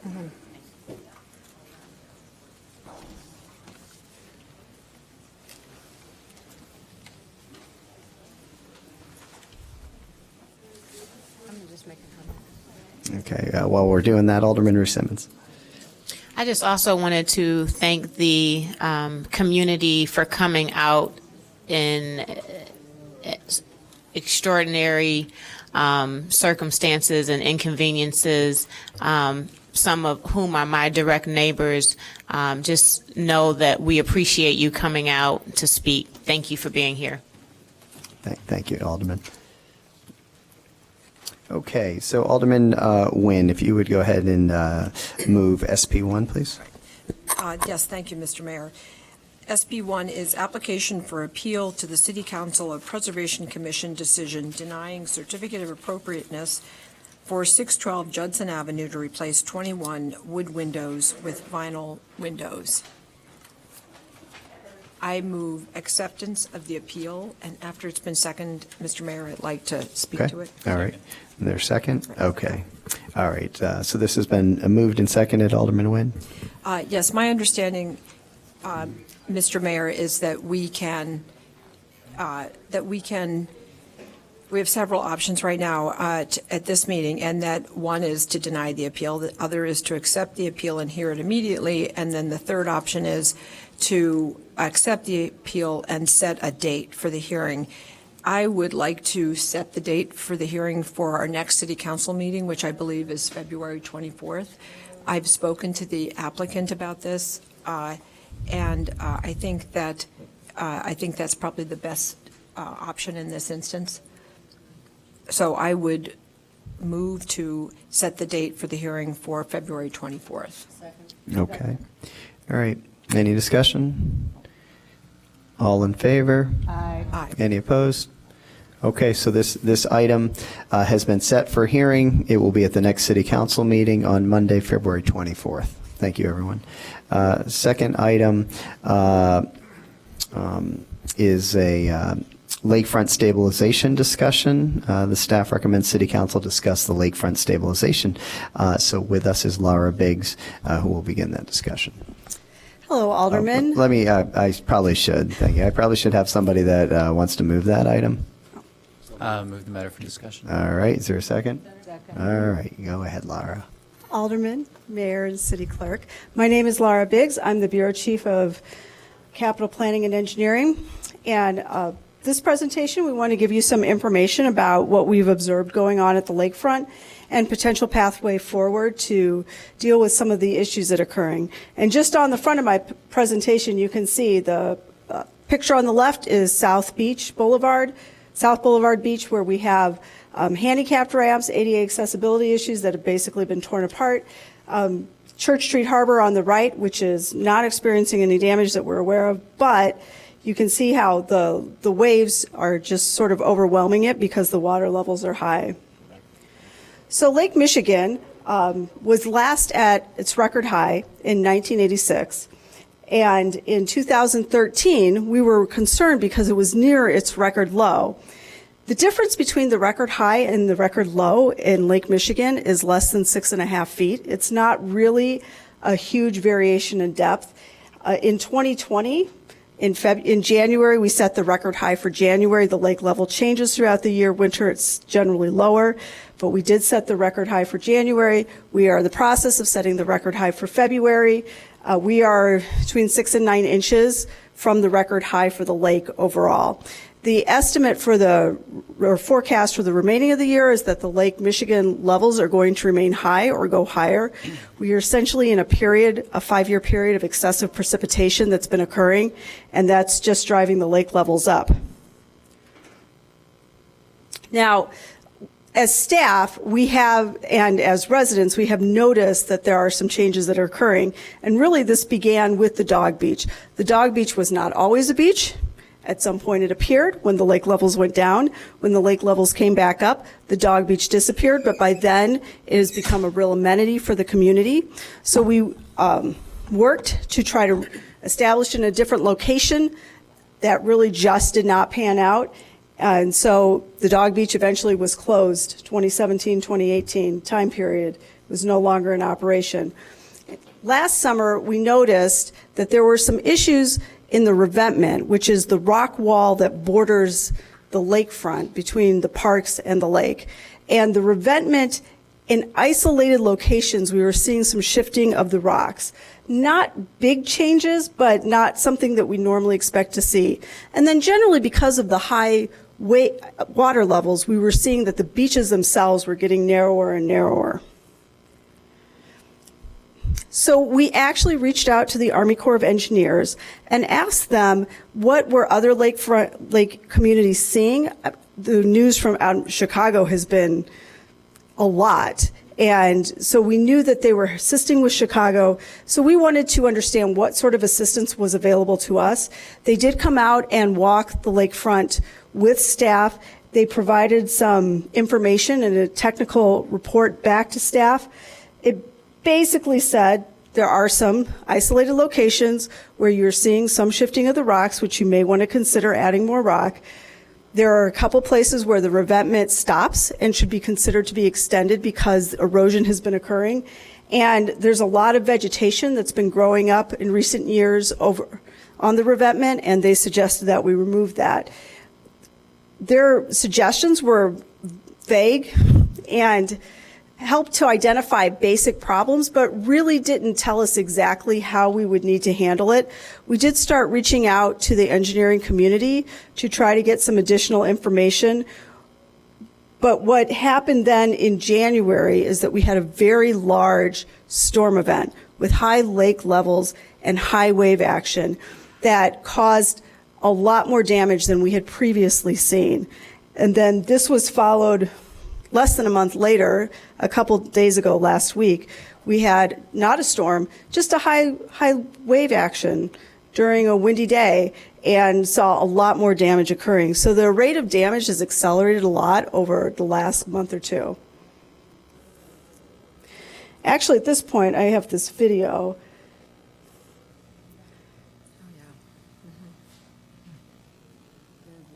Hit play. So this is in Elliott Park, and I just have a short clip here, 20 or 30 seconds, but what it does is it illustrates a lot of the problems that we're seeing in all the parks with the wave action. Water is coming over the break wall and running back out through the rocks. It's causing the ground underneath to stabilize. We're seeing sinkholes form. It makes the rocks sort of tumble either into the lake or into the park. And so as the wall lowers, it becomes less stable and less able to provide protection from the waves. So you can see this kind of undermining action that's occurring at the south end of Elliott Park, but it's occurring in other locations as well. As we pan around, Elliott Park is a park that is flooding regularly at this point, as well as some flooding that's occurring in Clark Square. This is actually in February during the high wind event that we were having. And you can see that a lot of the water is just there frozen sort of perennially. The other thing to notice is there's a huge amount of debris that's sitting in the park, rocks and also sticks and various other things. This rock was mostly thrown up into the parks during the January event. However, all of that has to be removed prior to us starting lawn mowing season. So go back to the presentation. So here's just some pictures to kind of illustrate some of the issues. This was in the February 5th event. Elliott Park was more fully flooded during the January event, but it's sort of an ongoing problem there. We're seeing the beaches narrow. This is a 2018 aerial view from Google of Greenwood Street Beach, which is probably the most impacted beach. This is Greenwood Beach now. There is not a lot of dry sand that is left. This is where we're standing right at the Greenwood Street Beach House, looking south. Another thing that you can see with this picture is, again, that rock wall is actually falling into the lake. This used to be a taller, narrower pile of rocks than it is now. And then this is looking north. Similar thing where the revetment is actually just getting dispersed because the sand is eroding away. This is a Dempster Street Beach House, and here, as you look right to the center of the picture, in this area, the revetment here actually used to be much higher. The rocks have fallen into the lake in this case, and the troubling thing about this is Dempster is kind of at a high point. We don't normally see flooding, but you can see the waters come over here. This is all icy. There's a lot of water that has gotten into here.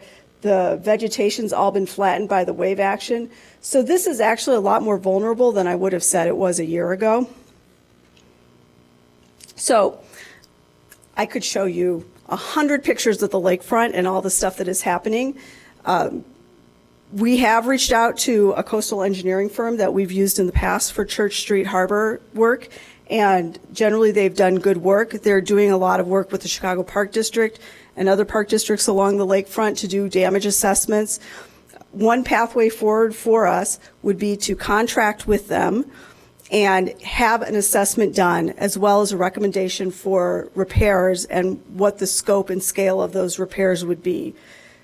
Depending on what we find, that is something that we may or may not be able to complete this year. We would come back to City Council with the information and discuss how we want to proceed with doing any work on the lakefront. We could potentially complete some repairs this summer, but likely we would not be able to go out through a full bid process because that tends to take 2.5 months or so. And it's going to be a challenge to get any real construction done this quickly. The other thing is that we're discussing amongst staff the possibility of having some volunteer days where we ask people to come out and help us clean all the debris out of the lakefronts. This will probably take place in late March or early April, because it is actually at a point where that is going to be a challenge for staff to just do by themselves. And then actually, I'm going to turn this over to Kimberly Kuhl, who has been doing some additional work on dealing with some grant applications in disaster. That moves it forward. Mr. Mayor, members of the City Council, City Clerk Reed, City Manager Storley, good evening.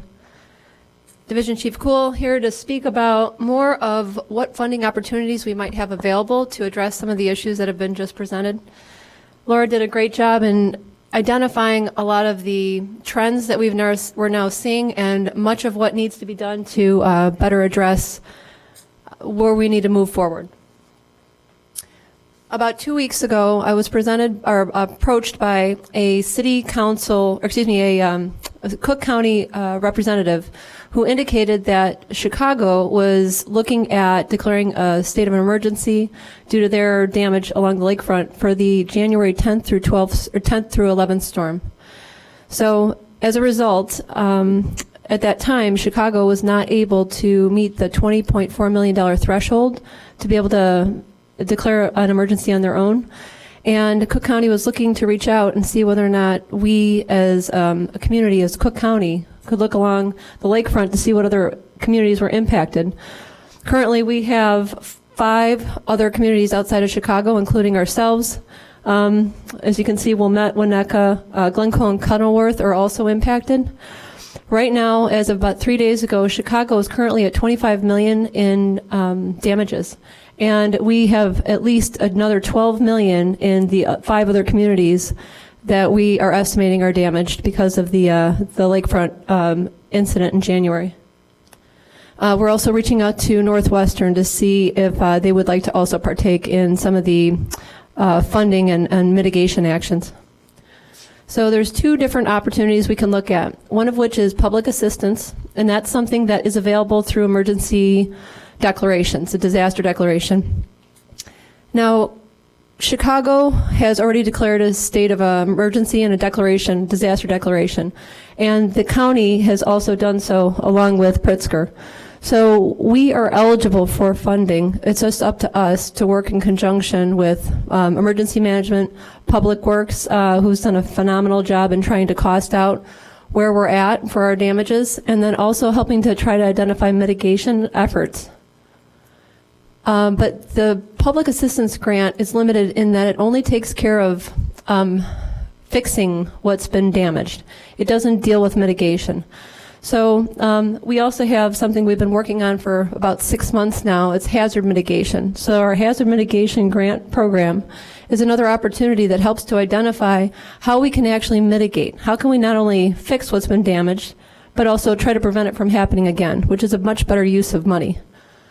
So that is also an opportunity, and that speaks to just mitigation. It does nothing other than that. So we're trying to cover our bases and look to see what else we can do to cover both the recovery effort as well as looking more long term. So with the public assistance program, a little bit more information about that. I've been working directly with Laura Biggs, Dave Stonebeck, with Public Works, as well as Lawrence Hemingway with Parks and Rec. They've been phenomenal resources, and they've done their due diligence, I would say, in just the last 2 weeks in trying to cost out our damages. What I can say right now, for labor and equipment, we're around $73,000 from what I can tell, and that's based on communications with Public Works and Parks and Rec. That also includes recovery of some damaged ADA compliant beach ramps. That was actually $50,000 just alone. But for recovering the rocks along the lakefront, that is really where the big expense is at $5.775 million. So that's just it for right now. That's all we can gather in the short time that we've had an opportunity to work on this. It's been about 2 weeks that we've had notice. So that could be a lower number. There might be more damages. And also availability of funding is also limited because we're also competing with everybody else that's been impacted. So it's going to be a long process, but we'll certainly try our best to get the funding to help cover some of that. The second of which is the hazard mitigation grant program. Now with the mitigation efforts, again, these are ballpark estimates. This is the best we can do in the 2 weeks that we've had. But there are 2 things that we can do. One of which is rebuilding the underlayment for the revetment, and that was identified through Parks and or Public Works, and that's something that would help to fortify the structure underneath the rocks to help stabilize our rock wall, or what they're calling as a revetment. And that right there is $33 million. Additionally, there's groin walls that need to be installed to help prevent the north-south wave actions and prevent a lot of the destruction along the lakefront. So that alone is 8.5. We're looking at funds, federal funds, to help satisfy that need, and it's something that, unfortunately, we're just going to have to address at some point in time in some way. But it's where we're at currently, and we'll explore other opportunities as they become available. Division Chief, so as you were running through the numbers, so you said Chicago's got $25 million estimated damage from the January 10th through 11th storm, and then you said $12 million in the other 5 communities because they're trying to do the whole Cook County to see if they can qualify. And so Evanston's half of that other 12 million, since our estimate's like $6 million? About, right? yeah, Okay. is from what I can tell so far. Okay. I had a question from one of the federal officials, our elected officials, the other day, so I just wanted to make sure I understand that. Next question's for Laura. So, mitigation funding from FEMA and everything, I know a little about it, is really intended to protect, infrastructure and then life or safety. So can you just give us a sense of what the infrastructure is along the lake front that we're protecting? Because a lot of our lakefront obviously is public, and I know we have some bathrooms and things like that. Yes. But, yeah. So we have along the lakefront, if you start at the south end, we have Sheridan Road where it goes along the cemetery from the limits of Chicago up to South Boulevard. We have then South Boulevard Beach. We have a number of beaches as you go continue north. We also have several parks, including Garden Park, Clark Square, and Elliott Park. Towards the northern end is Lighthouse Beach. Not all of these have been equally impacted.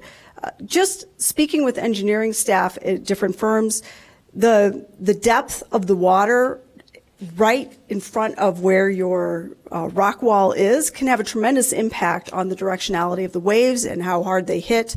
If you only have 3 feet of water pretty far out, your waves are only going to be 3 feet tall.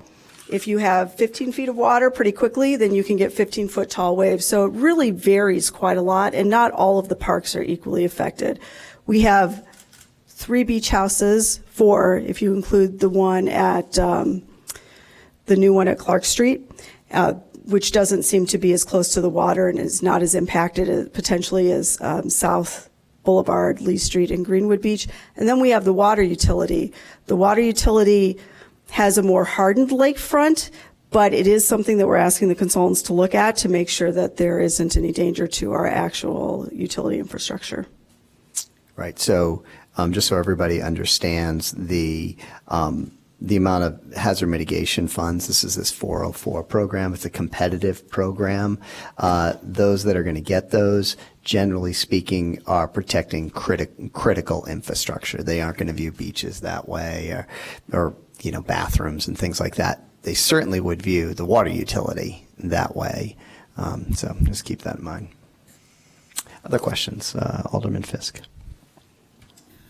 Laura, so private property is not included in this. This is just public property. But I'm interested in how it all works together as a whole. I mean, we know what Northwestern has done on its lakefront. And I'm assuming that looks pretty solid, but there are waves coming over that on the other side. I see them all the time. So how does the whole length of Evanston, including public and private property, work together? If we fix our little public part,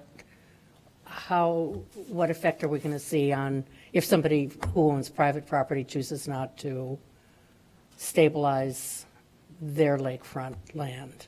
So you're right. The vast majority is public property. We actually have relatively little private property along the lakefront. And historically, at least in the last 10 to 20 years that I'm aware of, the city has not done any investment on the lakefront along private property. We actually have had some situations in the last couple of years where we've had private property owners who have been working to shore up their own lakefront. How what we do would impact things, it is a shockingly local problem, as near as I can tell, because so much depends just on the character of the lakefront right in front of where you're looking. When we do things like build those groin walls that go perpendicular out from the lake, that breaks up kind of all wave action and benefits everybody. But the further away you are from that, the less it's going to matter. I don't think it's very likely that the stuff we're going to do is really going to impact in a negative way the private property, but if we do choose to move forward with any improvements, I think that's a fair question to ask our engineering firms to make sure that we aren't causing problems for somebody else. Any other questions? Okay, seeing none, thank you. Interim city manager, is there further discussion you need to have from us? I know you I think are looking for some direction on the study that you'd like to have done and just contracting directly with the Smith Group. Yes, I mean, we felt it was important to share all this information with the council to give an overview of sort of the issues facing the city long term. Certainly, there's going to be things that we can do in the short term and things that we can do in the long term, and all of those have varying price tags. But important to discuss the issue and talk about some of these grants that we may be applying for, as they will have some level of matching component. So as we have more information about those, we'll bring that forward. But it seems like there's general consensus to proceed with at least doing the initial study with the Smith Group. So that would be brought forward to you on a future agenda for an award, and then we'll go from there on next steps. Okay, and that estimate is like 50 to 70,000, we think, is that right? The proposal, received a preliminary proposal that was approximately $75,000 for that work. Okay. Thank you. All right, thank you. Okay, those are the two special orders of business. We're now going to move to the consent agenda. And we're going to approach the consent agenda the way we have been lately, which is I'm going to ask the alderman to take a couple minutes and identify any items that you would like to pull off the consent agenda. Alderman Braithwaite. Mr. Mayor, I'd like you to remove item A7. Okay. A2, please. A2, yep.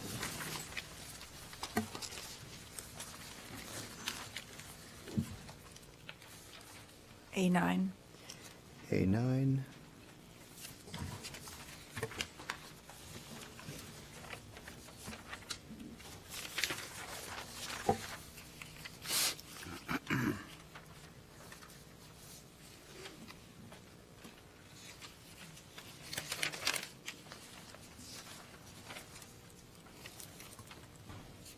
Just so the record reflects, we've already removed item, not really removed, but or not. It's no longer on the agenda, which was 01, the resolution 14-R-20.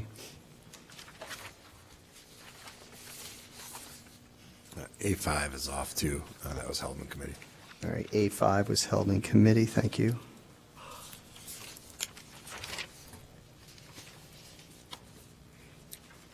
Item A6 is also off because it failed in committee for lack of a second. All right, A6 failed in committee. Okay.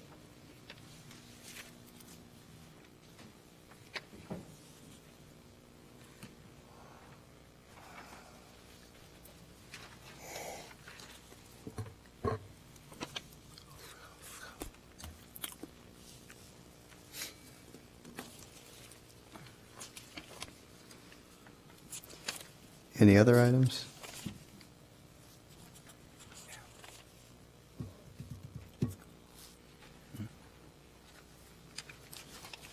Okay, I'll take that as a no. All right, can we have someone then move the consent agenda? Alderman Rainey, could you move the consent agenda? Yes.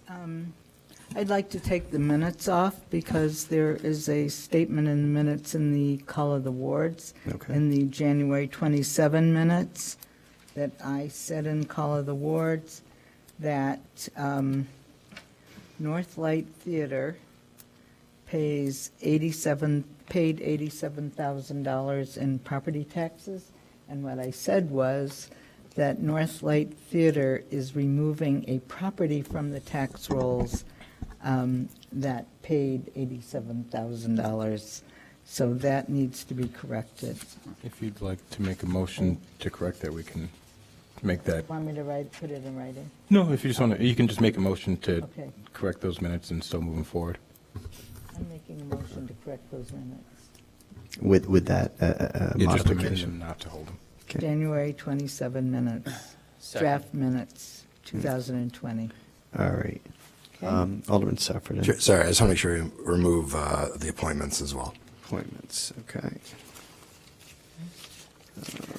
All right. All right. So I'm going to move the consent agenda. Second. Okay. Minus A5, 6, 7, A9, and the appointments. And A2. And A7. And Yeah. I said A7, A9. Okay. All right. City Clerk, could you call the roll, please? Yes.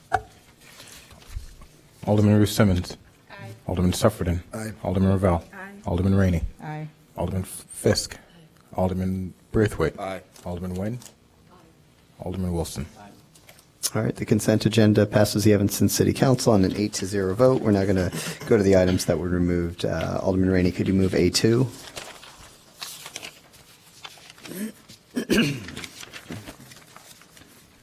Approval of BMO Harris Amazon credit card activity for the period ending December 29, 2019, in the amount of $5,273.20. I move approval. Second? Okay. All right, seeing no lights, City Clerk, could you take the roll on A2? Alderman Rue Simmons. Aye. Alderman Suffredin. I abstain. Alderman Ravel. Aye. Alderman Rainey. Aye. Alderman Fisk. Alderman Braithwaite. Aye. Alderman Nguyen. Alderman Wilson. All right, A2, the Amazon credit card activity passes the City Council on a 7-0 vote with Alderman Suffredin abstaining. Alderman Rainey, could you take us to A9? A5. Or A7? A5 It's has held in committee. A5 has been held in committee. Some more work needs to be done on that one.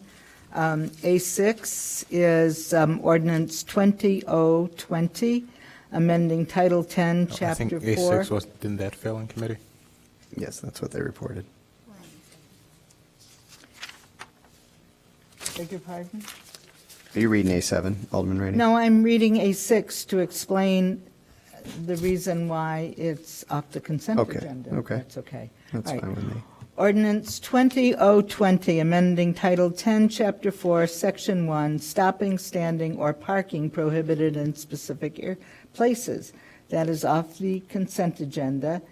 It did not receive a second when it was moved for introduction. Therefore, I remove it from the council's agenda. Thank you. Moving right along. Item A7, the reason that is off the consent agenda because Alderman Nguyen removed her request for introduction and action, and it was only introduced. So I believe we left it on I believe we did introduce it, did we not? Okay. I I actually, think we did. Alderman Braithwaite, did you want to? I did, and so. So there's an awful lot of red writing on there, so I thought we should mention that. All right, so I move that we introduce A7. Again? Okay. Then we're moving that again. Ordinance Well, there was a 24 motion there. Was there no second? Was it off or not off? I had it marked as being off. It's off, so now it has to be introduced. Correct. So And then we can- Alderman Rainey, I think, was introducing A7, but just saying it's not for action, it's just for It's introduction, just and for that's what was introduction, decided that's at the correct. committee. Okay. Okay, so is there a second to that? Yes, Okay. second. Any discussion on that item? Yes, so, Mr. Mayor, members of the committee, so I raised this concern last week, and I'm going to bring it up again. I want to thank Johanna for the explanation. There are going to be a lot of steps that are going to be taken to help our residents, but I'm still concerned about the fee schedule that's laid out on page 218. Currently, for the first violation, it's $150. Again, there are circumstances and steps that lead up to this. The second violation is $400, and then the third and subsequent violation goes up to $750. So I'd like to make an amendment, and hopefully I'll have a second. I think the goal of this is to drive compliancy. Charging a fee, as Alderman Suffredin said earlier in our committee, still doesn't relieve the problem. So my amendment will be for the first offense 50, for the second fine 100, and then for the third fine 150. I'm looking for a second. Is there a second? Second. Okay, this amendment's open for discussion. Oh, Hi. hi. Good evening, Johanna Leonard, Community Development Director. I just wanted to call attention to the current ordinance. The first fine for the first offense is $100. The second is $250, and the third is $500. Where are you reading from? That's in the current ordinance that we have in Okay. place right now, and our proposal just increases that. Just I wanted to let everybody know that that is our current fine structure. So what Alderman Braithwaite proposed decreases it, you mean? That is correct. Across the board? Correct. Okay. A couple lights. Alderman Fisk? Yeah, I just want to make sure that we're consider making some distinction between the business districts and the residential areas. I caught a little bit of the discussion at AMPW, and there are people who, for one reason or another, can't get out there in 24 hours. Vacation, all sorts of stuff. With any snow, and it happens. I regularly shovel my next door neighbor's sidewalk because he's off doing business out of town. But I think we need to really understand that there is a hardship that's associated with this. Not in our business areas, though. I mean, those sidewalks should be cleaned absolutely right away. And some of the biggest offenders in the business area are the largest, like CTA, is one of them. And so I think that we really need to look at that. A fine isn't going to affect a commercial business owner or property owner in the same way that it's going to impact a resident. So I guess I want to figure out how we deal with these things with this change. Could you not have a commercial penalty rate and then a residential penalty rate? And just as a point of clarification, I was referring to the residents. So thank you, Alderman Fisk.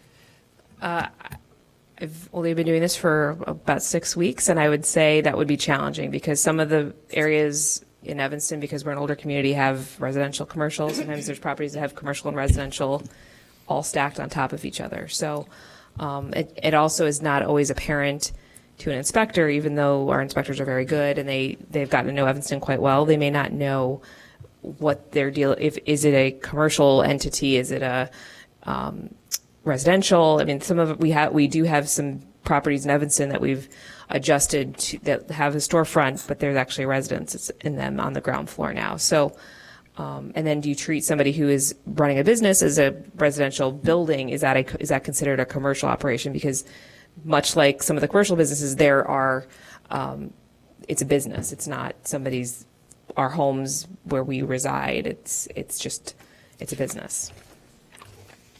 Thank you. We've got many lights here. Alderman Wilson? I think most of the points have been kind of raised already. Personally, I'm going to want the time between now and next meeting to think more about this. I don't feel like I'm going to come to any conclusions with finality, but there is a difference between an apartment building, a landlord shovels snow versus a single family house, and somebody's obviously on vacation for whatever, a week, and they don't find a kid in the neighborhood to do it for 3 days. Right. So I don't want them to get 3 tickets and hit the maximum fine over 3 days. Right. So I'm going to need to think more about this. So it's just for introduction. Okay, thank you, Alderman. Alderman Rainey, then Alderman Nguyen. Ms. Leonard, could you come give us a process? Let's say it's Sunday and we get 3 or 4 inches, forget about the amount of snow, but we get snow. And somebody calls up on Monday morning and says that merchant A, B, and C on Sherman Avenue didn't do a thing about shoveling. Okay, so an inspector goes out and tickets A, B, and C. Tell us what happens. Sure. So let's say on Sunday the snow has stopped at noon. So they call us on Monday, and we would go out around noon after 24 hours has elapsed. What would happen then is they would get a notice of violation. So they would not get a ticket. They would get, I mentioned it at APW, we're creating a SNOTIS, which is a kinder, gentler notice that you need to comply with the local ordinance. And then let's say they don't shovel. And then they get another 24 hours to comply. So then it's 48 hours. It's 48 hours from the final snowfall. Now, as I have learned, there's a lot of things that could happen in 48 hours. It could get warmer. It could. Well, let's say it doesn't. But all those things happen. happen. At the worst scenario, it doesn't get warmer. Okay, so it doesn't. We've plunged into deep cold, and there's still lots of snow on the ground. They would get tickets. And then what happened? And what does the ticket say? It says you are in violation of the ordinance, and we can move to taking them to administrative adjudication, or Is there a fine on the ordinance? there would be, yes. Okay. But that is only if they come to court and then they're found to have been guilty of liable of the violation So of the the ordinance. ticket says come to court? Right. Okay, when does it say come to court? This is like Wednesday, right? Right. Okay, when does it say? on Next Wednes- available court date, which is sometimes a week and a half, 2 weeks out. There you go. I mean, that sidewalk could stay 10 days without being shoveled if the weather stays cold. And then maybe after 10 days, if that judge feels like finding them, maybe they'll get fined, maybe they won't. Maybe the guy will say, yeah, but I shoveled it this morning. And the inspector might go out that morning before administrative adjudication in the afternoon, and sure enough, the guy shoveled it after 12 days. So, I mean, this whole thing, I think you should get lethal injection after 14 days. Okay. Poor Johanna. I mean, that's a long, I mean, this does not generate compliance. We should have 24 hours and then a fine on commercial. There is no excuse. It's not effective. I just tried to show you, it is not effective. It's like garbage. Garbage, we give tickets. It's not effective. We can have the biggest fine in the world, but our system does not produce compliance. Thank you, Alderman. Alderman Nguyen? I'll be brief here because I don't want to belabor this any longer, and we will have 2 weeks to think about it. I recognize that people are out of town sometimes, and I would suggest that, and I think the issue that all of us here from our residential districts is the chronic non-shovelers who always seem to live on a corner. So I think I like the idea of the SNOTUS, and perhaps the first fine should be lower, for instance, a $50 fine, but it's the second fine, and I'm assuming that maybe they won't get called instantly again, but the second fine, to me, would, if that's significantly higher, because it's the folks who really don't do it, they may eventually shovel one shovel width wide, just between their house and the street. And those are the folks that I find really, really difficult to deal with, because once it freezes into the ice peaks, then what do you do? So perhaps we have a lower initial fine, but then it's as we said, that it escalates up. But I do recognize people can be on vacation, and that's a problem. And I do recognize the problem that Alderman Rainey has raised, and we can ponder that for the next 2 weeks. Thank you. And Alderman Nguyen. Fisk, I mean. Thanks. Yeah, Alderman Rainey made a really good point. I hadn't thought about that. I guess my question for the next 2 weeks is, do any of our SSAs devote any of their tax dollars to snow removal? Main Dempster Mile does? So I think the short answer is not really, no. But Main Alderman Dempster Nguyen just- Mile yeah, has explored that, and I think they have some hauling away, yeah. No, they have shoveling, they have fee assistance. Right. A fee assistance. Yes, could you tell me how that works, the fee assistance? You can, I'm sorry. I don't know all the details, but my understanding is that you can apply to get up to $100 in fee assistance for snow shoveling, if you're a member of the Main Dempster Mile. Okay, I think this is something that we should talk with our SSAs about snow clearance. I know the downtown does not have money to do that, but we need to look at it. Definitely we need to keep our shopping areas clear.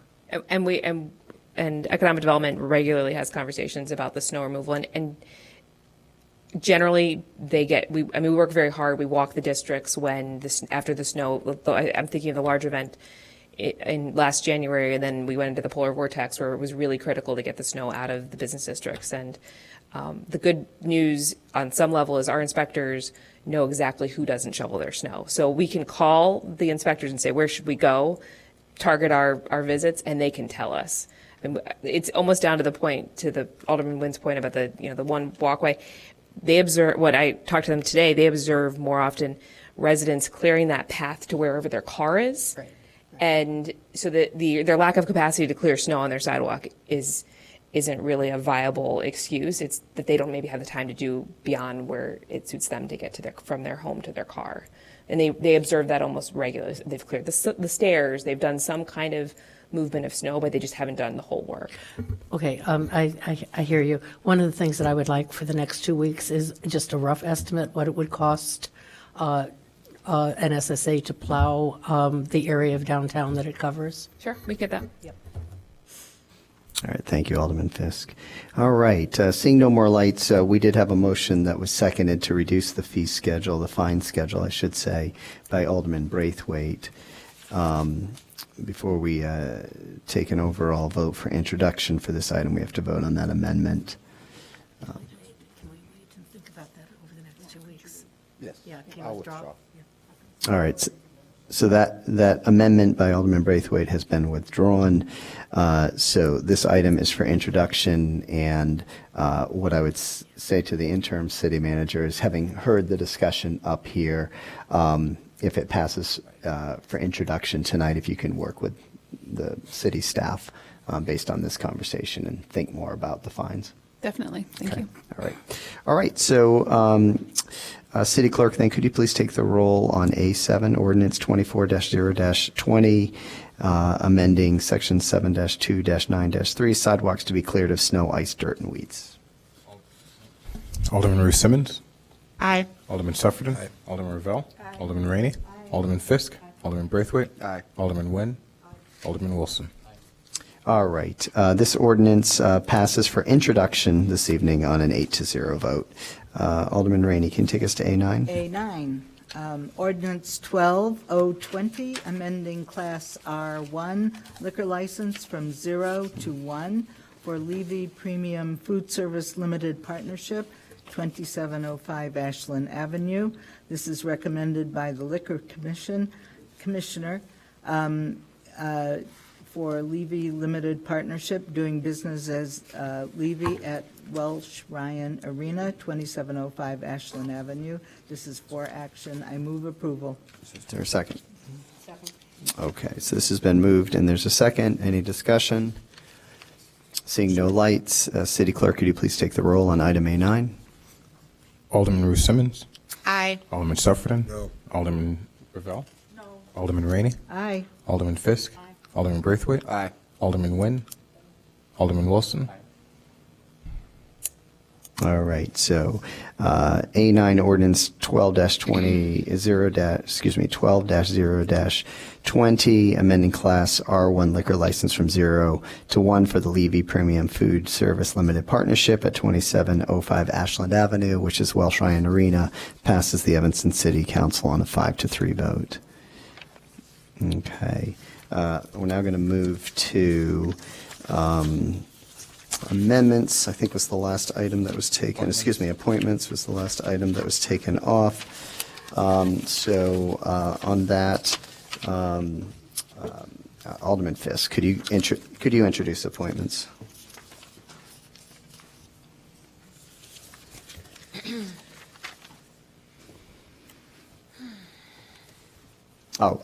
Alderman Braithwaite. I was just looking for somebody to go ahead and introduce. Mr. Mayor, this. members of the council, I'd like to move item APP1, which is approval of the compensation committee appointments. The mayor recommends city council approval of the appointments to the compensation committee: Cheryl Wolin, Rebecca Bernick, Omar Brown, Nahanda Lusso, and then Rick Marsh. It's for action. Is there a second? Second. Okay.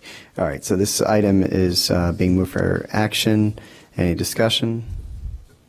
Alderman Sufferton? Sure. Just let me know how you pick these folks. Have they applied for other things before? Or Yeah. I'm trying to think. Yeah. Have they applied for other things before? No, they had not. I pretty much went back and asked city staff how this has been done in the past, since I haven't done a compensation committee. Just so everybody understands, the compensation committee is put together every 4 years. It is not that committee making recommendations regarding the current seated, mayor and city council and clerk. It's for the next, group of people, which may be some of the people here, may not be, and it is for their compensation.